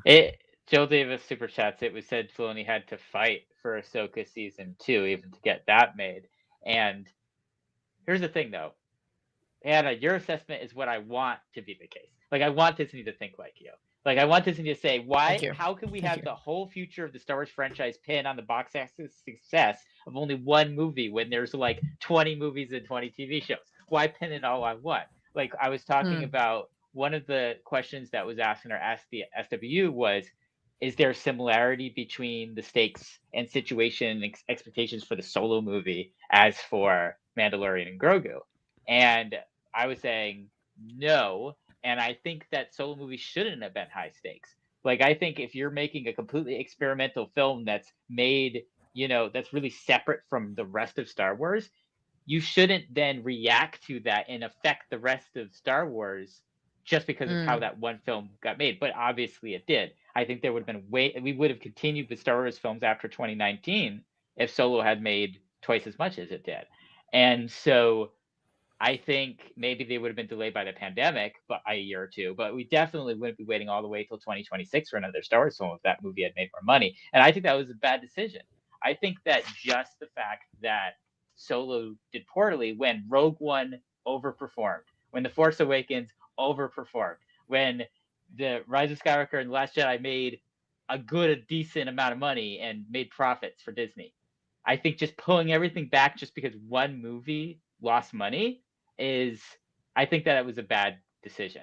And so I hope they don't do the same thing for Mandalorian. I hope that the Mandalorian and Grogu, even if they end up just breaking even or losing a little bit of money, I'm hoping that they look at it and say it's just one thing It's kind of experimental. We're taking a character from TV and making it into a film. That's not something we've done before. It didn't work.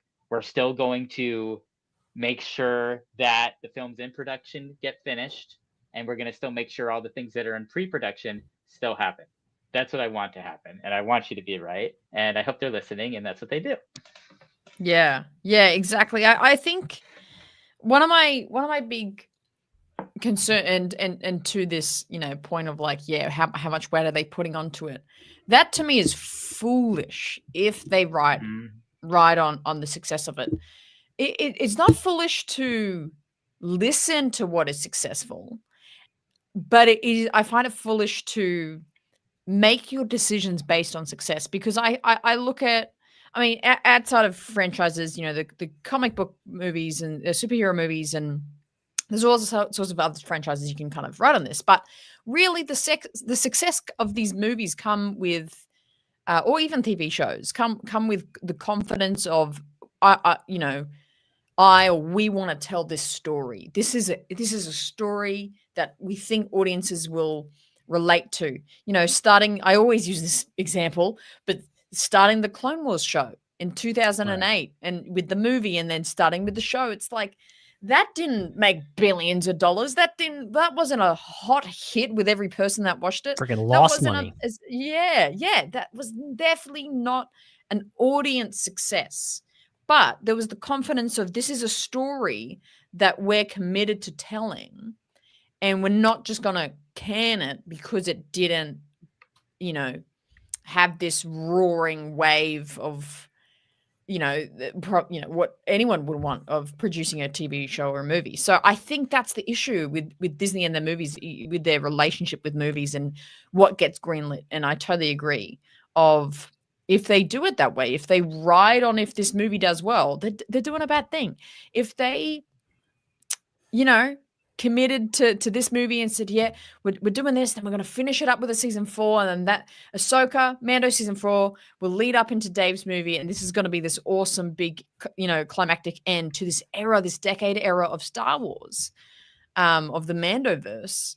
I think even people that don't like the recent shows, maybe, critique Boba, critique Ahsoka, critique even Mando season 3, would be at least in the conversation about it. Because I actually think the issue with Star Wars and fans' relationship with it is not because it's bad content. It's because it's not actually being presented in the best case scenario for us to actually engage with it. I think Ahsoka came the closest out of the TV shows in terms of getting us engaged, because it presented the interest of the different galaxy concept. It gave us interest of different types of character. I think the undead stormtroopers thing, different Force users. That, to me, out of all the shows, had the most interest after it was on. Yeah. In terms of wanting to get further into the Star Wars galaxy. But I think that, and for me, this has been an issue of just the flip-flopping of, okay, we're watching, Kenobi series, and then we're watching, Mando, that's 20 years later. Now we're going to watch Acolyte. I actually think that was even my difficulty with Acolyte, is like, I actually just could not get my brain out of the time period of Star Wars that we were in. I actually just couldn't. I had to keep remembering, oh, no, hang on. All the stuff hasn't happened yet. Oh, yeah, hang on. Prequels hasn't happened yet. I had to keep thinking about that. Where it's like, if we just committed to this window, it would have had, no one really liked season 3. Boba was a bit hit and miss. But then we would have had these heights of characters. And then, so leading up to movies, we go, I've loved Thrawn all the way through these seasons and shows. I can't wait to see what Thrawn does, even if you didn't like the character or the portrayal of whatever happens in the shows. What just fell? Did you hear that? Did that come through the mic? Did you hear that? I did. Yeah. Yeah. I couldn't even see what fell, though. Anyway, sort that out later. Even if you don't like it, there's this, the studio is saying, pay attention to this story, pay attention to this, even if you don't like it, because you might understand it later, or you might get into it later. I don't know. I'm just really passionate about that. They have to commit to what they're telling us. It's too obvious. The fact that we're sitting here being like, they're going to hate if we don't see it. Like, we shouldn't be thinking like that. Like, of course we are, but we shouldn't be thinking like that. We should be going, this story is going to be amazing. Yeah, I agree. And yeah. like that's how I felt like the prequel, or that's how I felt the sequels failed.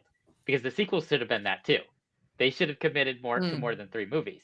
They should have committed to more TV shows and more tie-in materials and kept that story going, or kept expanding upon that era. Maybe some prequels, things like that, instead of just moving right to the Mandoverse and doing something that's so not connected to it. I think that they already made that mistake once, and now the concern is, are they going to do it the same to the Mandoverse? Are they going to just make a few seasons of TV shows and 1 movie and then be done? And then we have to move on to another era of Star Wars. Yeah, and like, I mean, ultimately, I hate talking about the box office. I hate the whole discussion around the box office, because you're constantly dealing with people that are like, well, this made a lot of money, which means it's good, and this didn't make a lot of money, which means it's technically bad. Or like, they're, the box office conversation is always roundabout prove someone's point about whether they think something is good or bad.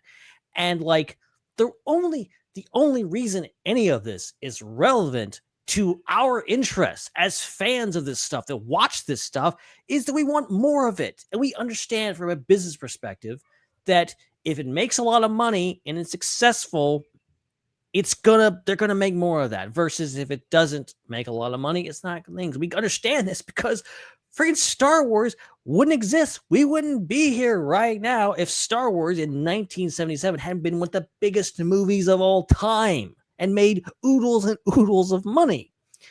And so we have to go forward from that and understand and process this information. It's like, okay, and crunch the numbers. And you're like, okay, is this going to make money? This is not to make money. This is not got the streaming numbers that it needs to blah, blah, blah, blah. And it sucks because ultimately it does not freaking matter on the quality of something. There's plenty of things. And I love what you guys are saying, and like commitment. There's a lot of that going around of just like, Netflix is now infamous for like not letting a show, unless it's called Stranger Things, go over like 2 seasons. And because they're just looking at the numbers and be like, well, nobody likes this show. It's like, you need to shows build, especially television shows. They build on each other. They move and by things. And like, what if they canceled the Clone Wars after season 1, after everyone on the internet wailed, this sucks, nobody wants this? Where would we be? Where would we be without that? Or after the movie, like how obscure the Clone Wars movie was, if they had just like, George Lucas had been like, just pack it up. Everyone hates it, whatever. Like, imagine a world without 7 seasons of the Clone Wars. But they didn't. They stuck to their guns. They did it. And I want more of that with Star Wars. The commitment to the art, while understanding that, yes, it needs to make money. It needs the people in financing at Disney need to be made happy, but they can also be made happy by just sticking with something and letting it grow on its own and letting people appreciate it. And then hopefully at the end of the day, making a lot of money and everybody's happy. Exactly.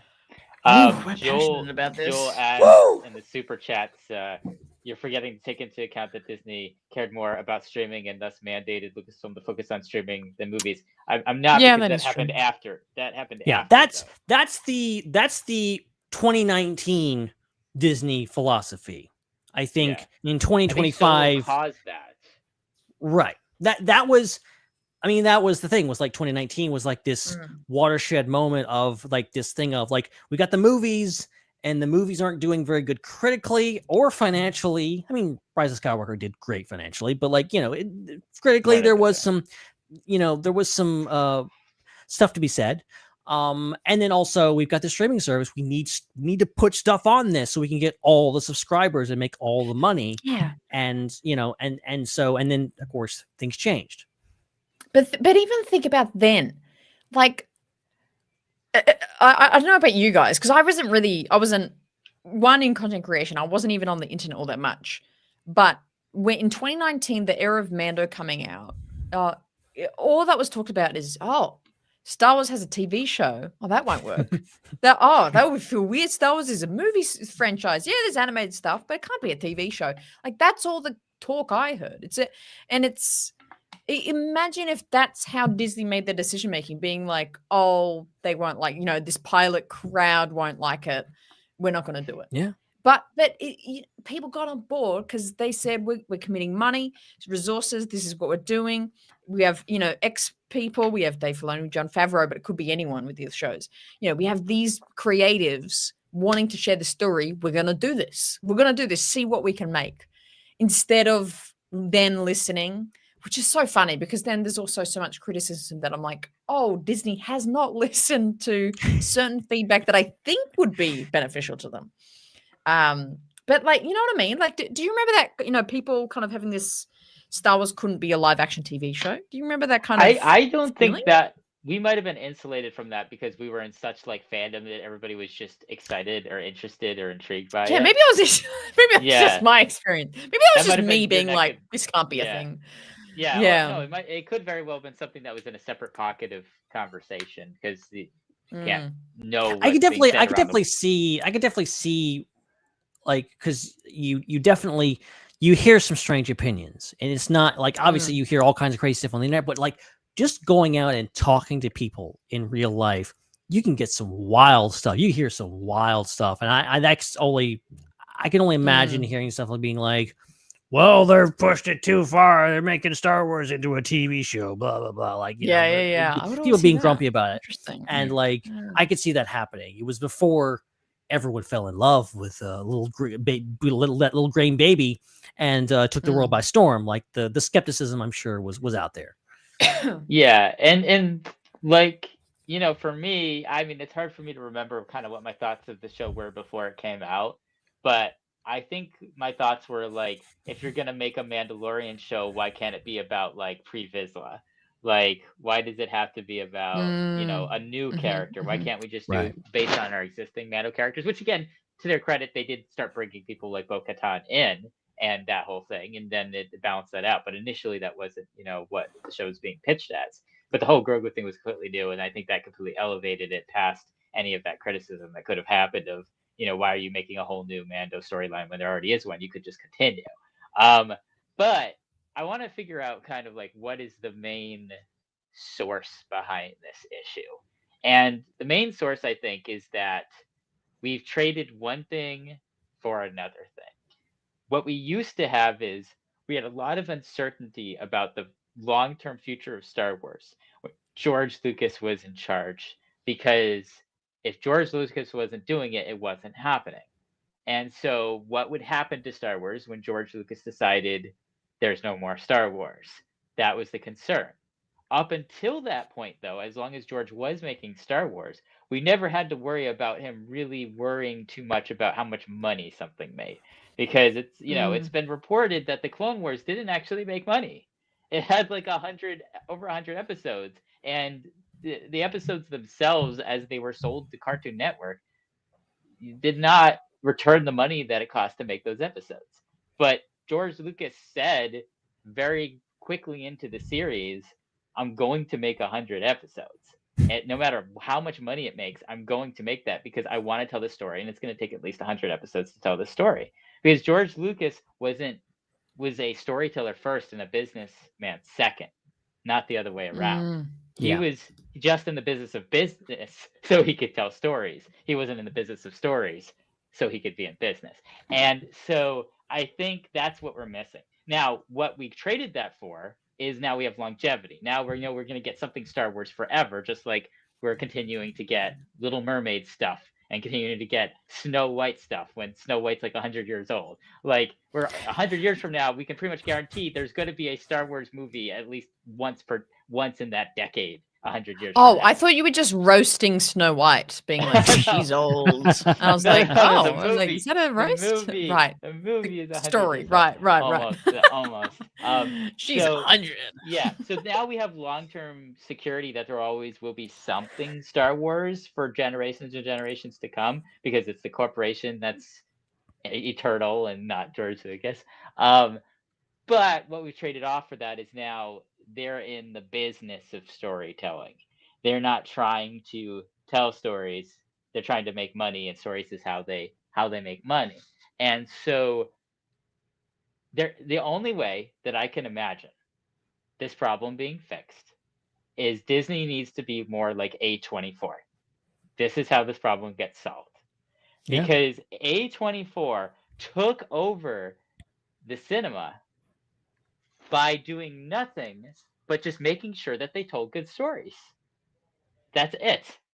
Like, they just were very selective about the scripts, the actors, the casting, the directors, and it wasn't about, do we think this is going to make money? It was, do we think this is going to be good? Like, is this going to be good art? And you see that because there's so many A24 movies that come out where you have no idea who the director is. It might be their first movie that they're ever directing, or first movie they're ever writing, or the first time you ever seen this actor leading in a project. But you see it's an A24 movie and you know, dang, this is going to be a good movie, because when was the last time I watched an A24 movie that I didn't like? And you watch it and then it makes money because it's almost like its own universe of films that are connected not because they're the same directors or actors or the same actual cinematic universe, but because they're just all done by a company that you know you're going to get quality from when you watch it. I think that Star Wars is broad enough. We see that with the expanded universe. We see that with all the different genres that were in the Clone Wars anthology show. It's broad enough that you could just say, this is a Star Wars story, and it's enough to know I'm going to like it because they just picked a good story that's interesting, that's done right, that has the right amount of length to tell it out, whether it's a TV show or a series of movies or whatever, to get the full picture, the full Lord of the Rings-esque scope of the whole vision that is coming through.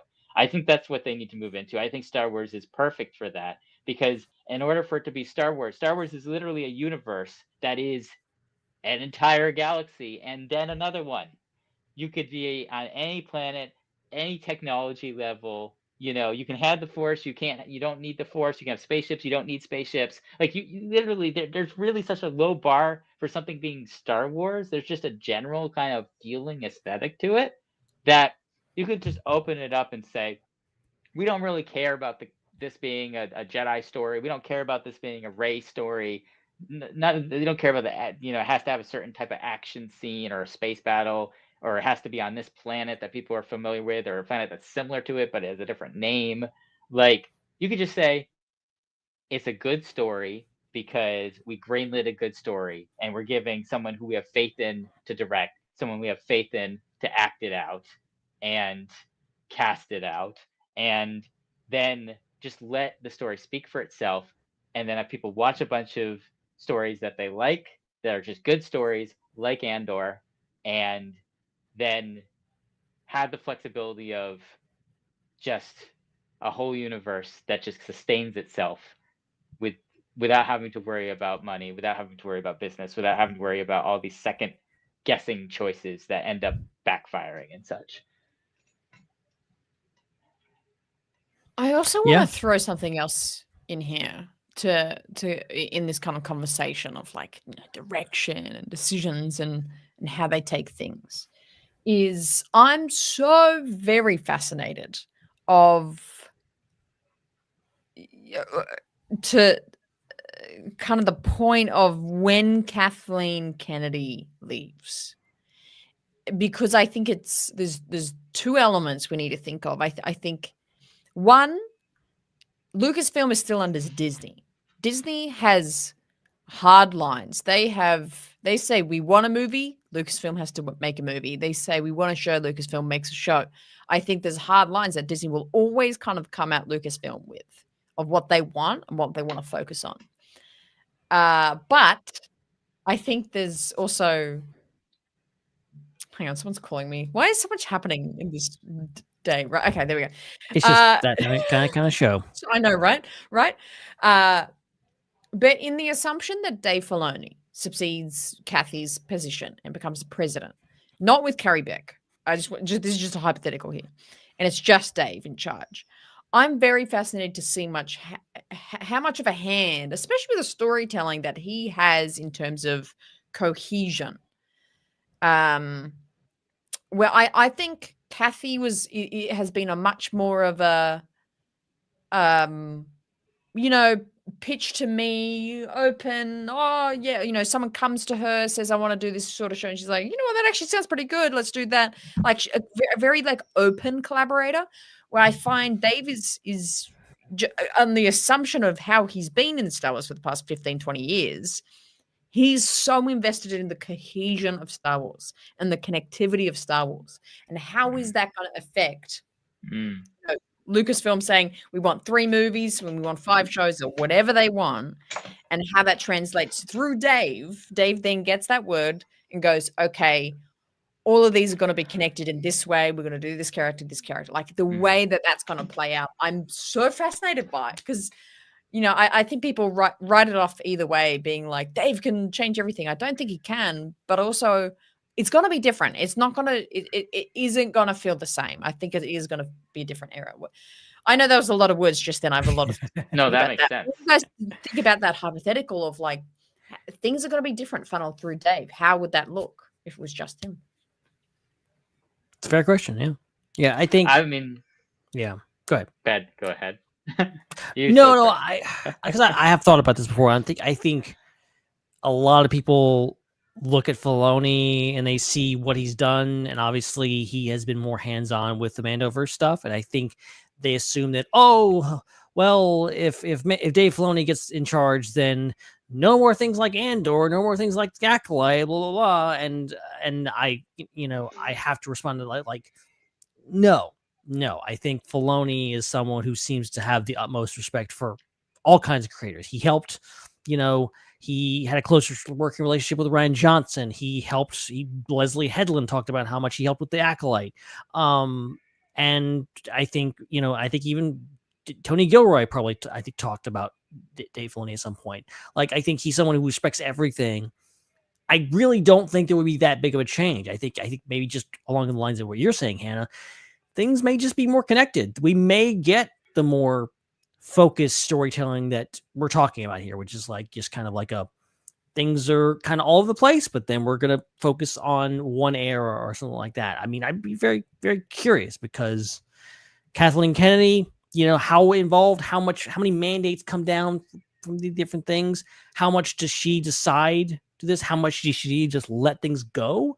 It seems that's been my kind of opinion of her. Is just like, she seems to just kind of let anything go. She seems to kind of like is kind of like it's kind of like, okay, whatever. If anybody does like the whole story about like Rogue One not coming about, and like that idea of coming out, they're like, yeah, pitch it, and then Kathleen Kennedy's like, okay, do it. Like, she seems very open to this. There seems to be it seems her office door is always open. She's just like cool with a lot of stuff. I mean, you kind of feel that way with the idea that at some point there's going to be a Taika Waititi Star Wars film. That's the most random thing you can imagine, and something you couldn't have imagined. I will deny that. I will deny that my whole life that is going to exist. And she's just like, oh well, whenever Taika gets ready. I'm like, what do you mean whenever Taika gets ready? Like, what are you talking about? Yes. Yeah. See, those are the things that I disagree with Kathy on. I find it that makes sense. It's Kathleen Kennedy. The name is so polarizing now because people have such extreme views on her. People are weird. The criticisms I have of her is more on that side. I'm like, well. Be open. Be open. I think Star Wars is in a different world, very collaborative now. But who are you collaborating with, though? Here we go. Because Taika Waititi, now I'm on this train now, thanks, guys. Taika Waititi is independently a fantastic filmmaker and a really creative and wonderful person individual in the space of film, in my opinion. The second I hear his name connected to Star Wars, I go, absolutely not. Oh my God. Just the furthest person from Star Wars. Yes. Not that I think he can't do Star Wars, but I think the Star Wars he would do would completely change the understanding of this franchise for us. And that's not speculation. He said that. Yeah, exactly.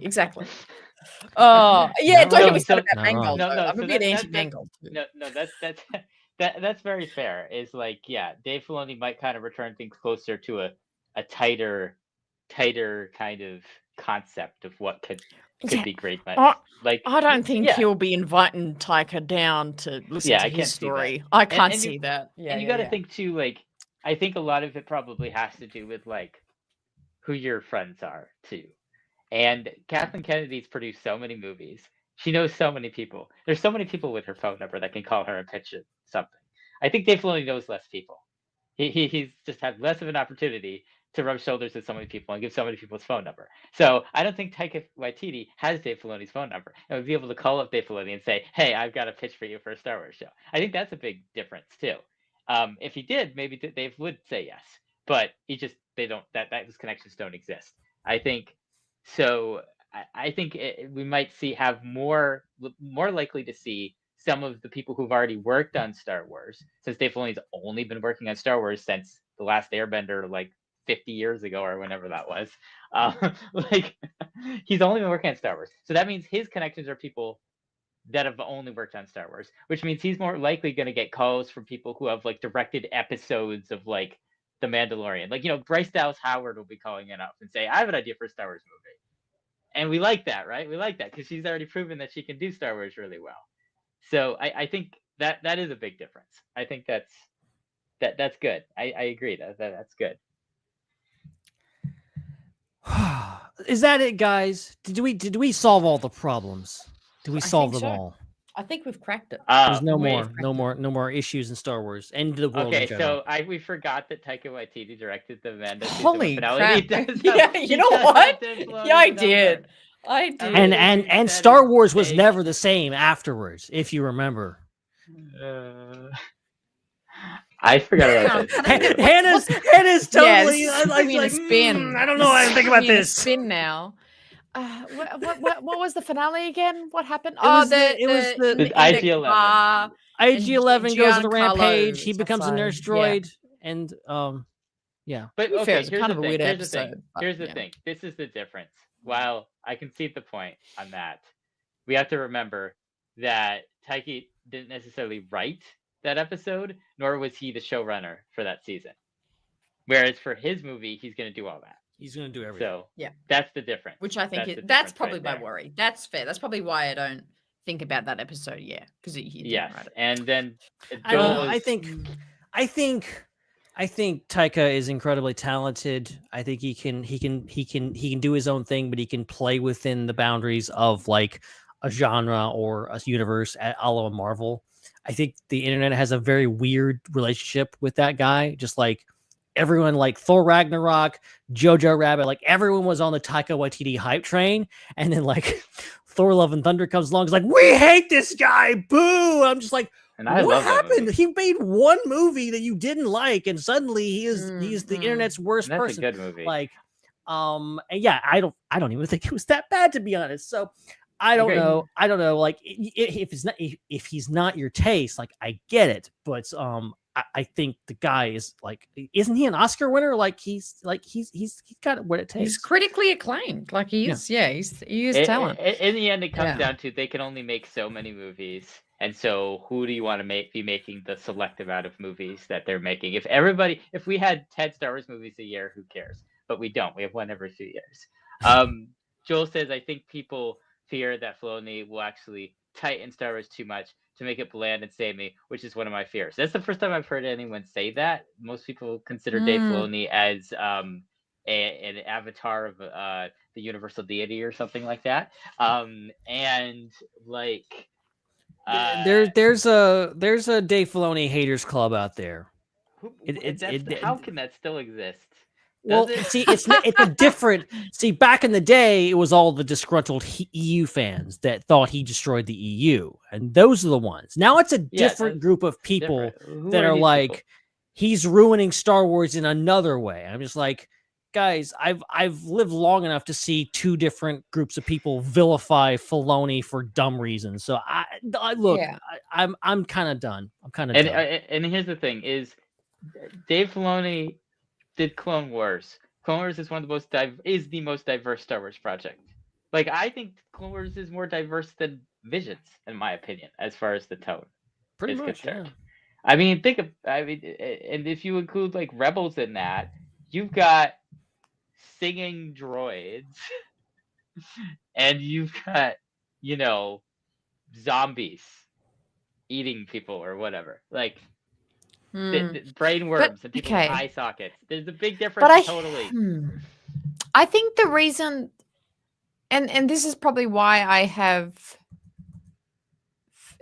like the blandness comment here from Joel of it's like I actually think I look forward to that in terms of there needs to be a thread of cohesion. I think that's the key word for me that I lack of Star Wars. It's not that I don't like the characters that we have new. I don't think it's the new stories that we have to explore. I think it's the lack of cohesion, and I think that's actually why those moments. Because you got a good point there. It's just like, yeah, you know what? We had some wild episodes in those shows.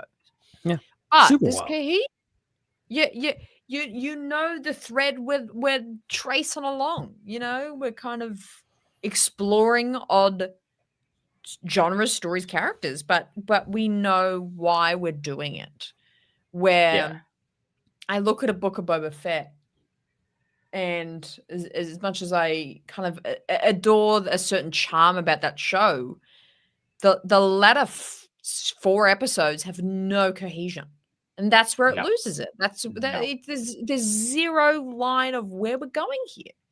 Are we getting to this character arc of Boba realizing he's this big savior? Oh, no, well, not really. It kind of didn't really go that way, and we're going elsewhere and we're looking at other things, other characters, but there's just zero through line. That was the downfall of that show. So yeah, I think that's my. Because Ahsoka, I think we all said the same thing. Is like Ahsoka had a certain pizzazz to it that I think we all enjoyed, a certain magic, but we are definitely not giving it anywhere near the conversation of praise of quality that we give Andor. Andor, we're like, speech was incredible. This sound, this cinematography.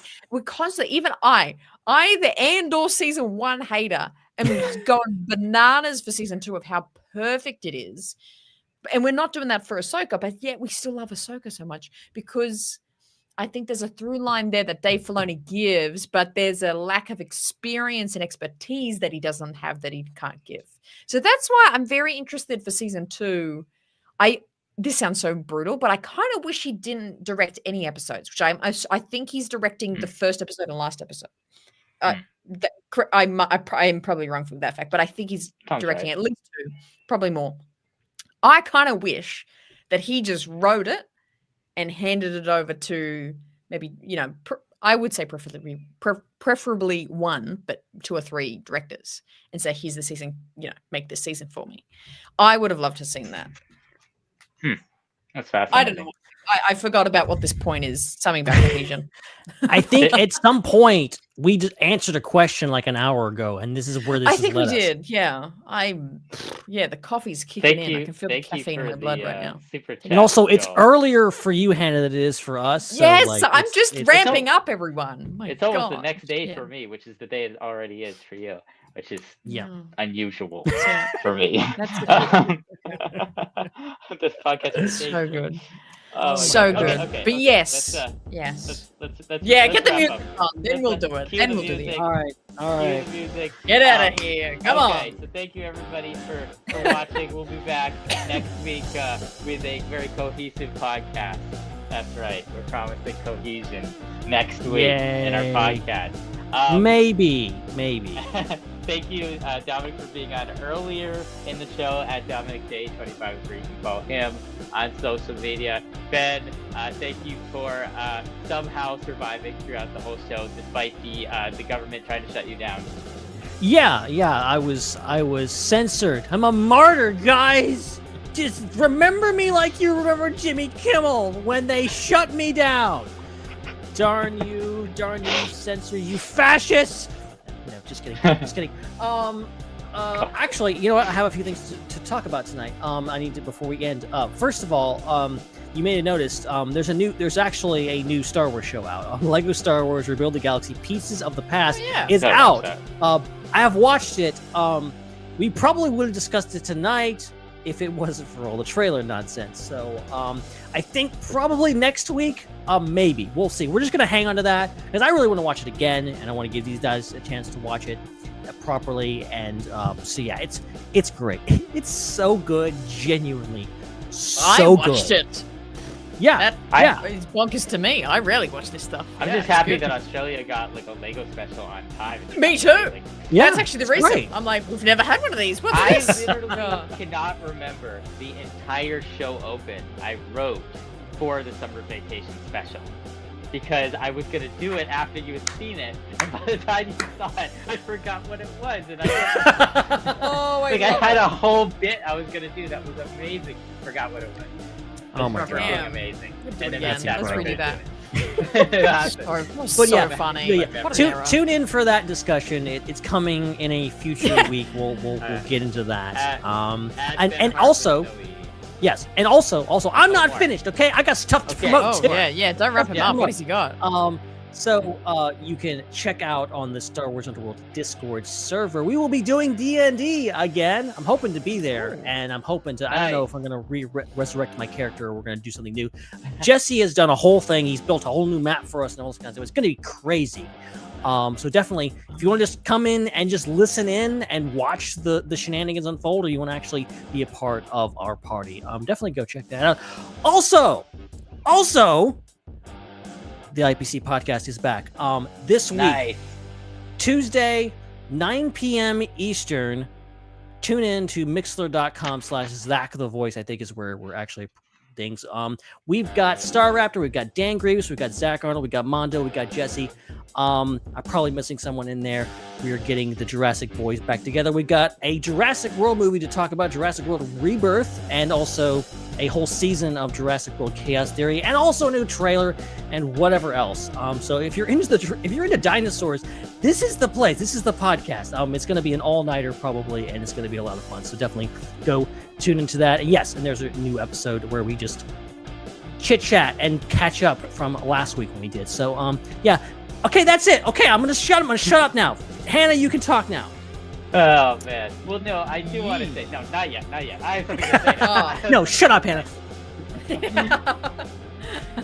Only because I want to say that Zach definitely deserves credit for single-handedly keeping Mixler in business 12 years later. And about You're 10 correct. years You're not wrong. Thank you, Zach, for keeping that website alive for future generations to enjoy. At Ben Hart with no E's, where you can follow Ben on social media. Hannah, now you have the floor, finally. Thanks so much for having me. I don't know what else to say. Yeah, you can check out all the stuff over on the Raeside. I went to a con last weekend. So I got a lot of coverage on that. And also check out, I don't know if I've even said it here. Check out formerly Kessel. No, I did last week. I just remembered Ben. Formerly Kessel Run Transmissions, now titled and branded the Star Wars Side Transmissions, over on YouTube. We've got a bunch of different content over there. Me and Corey doing some stuff over there. Got some just, looking back at some Clone Wars content. Got some new videos out and doing some fan film reactions, which is something I've never done. I'm doing on that channel, Star Wars fan film reactions. You can check it out over there. That's all I got to say. So I'm glad I made it and got to rant about something tonight. So I'm happy. Amazing. Thank you for making it here, Hera. And of course, Raeside is how you spell that for any audio listeners who don't see it spelled anywhere on the screen. Check it out. Make sure that you subscribe on your way out of here. Thanks to our super chatters, the great super chatters tonight. Thanks to our channel members for helping keeping things running. Check out that Discord. Link is in the description. And check out the other shows as well that we have on the network. In addition to Raeside, which we just mentioned, Iron Cannon, Tales from Beyond the Galaxy, Tractor Beam, and more. All right, that is it. We're out of here. For Dominic and Ben and Hannah, my name is Chris, and may the Force be with you. It's a wrap.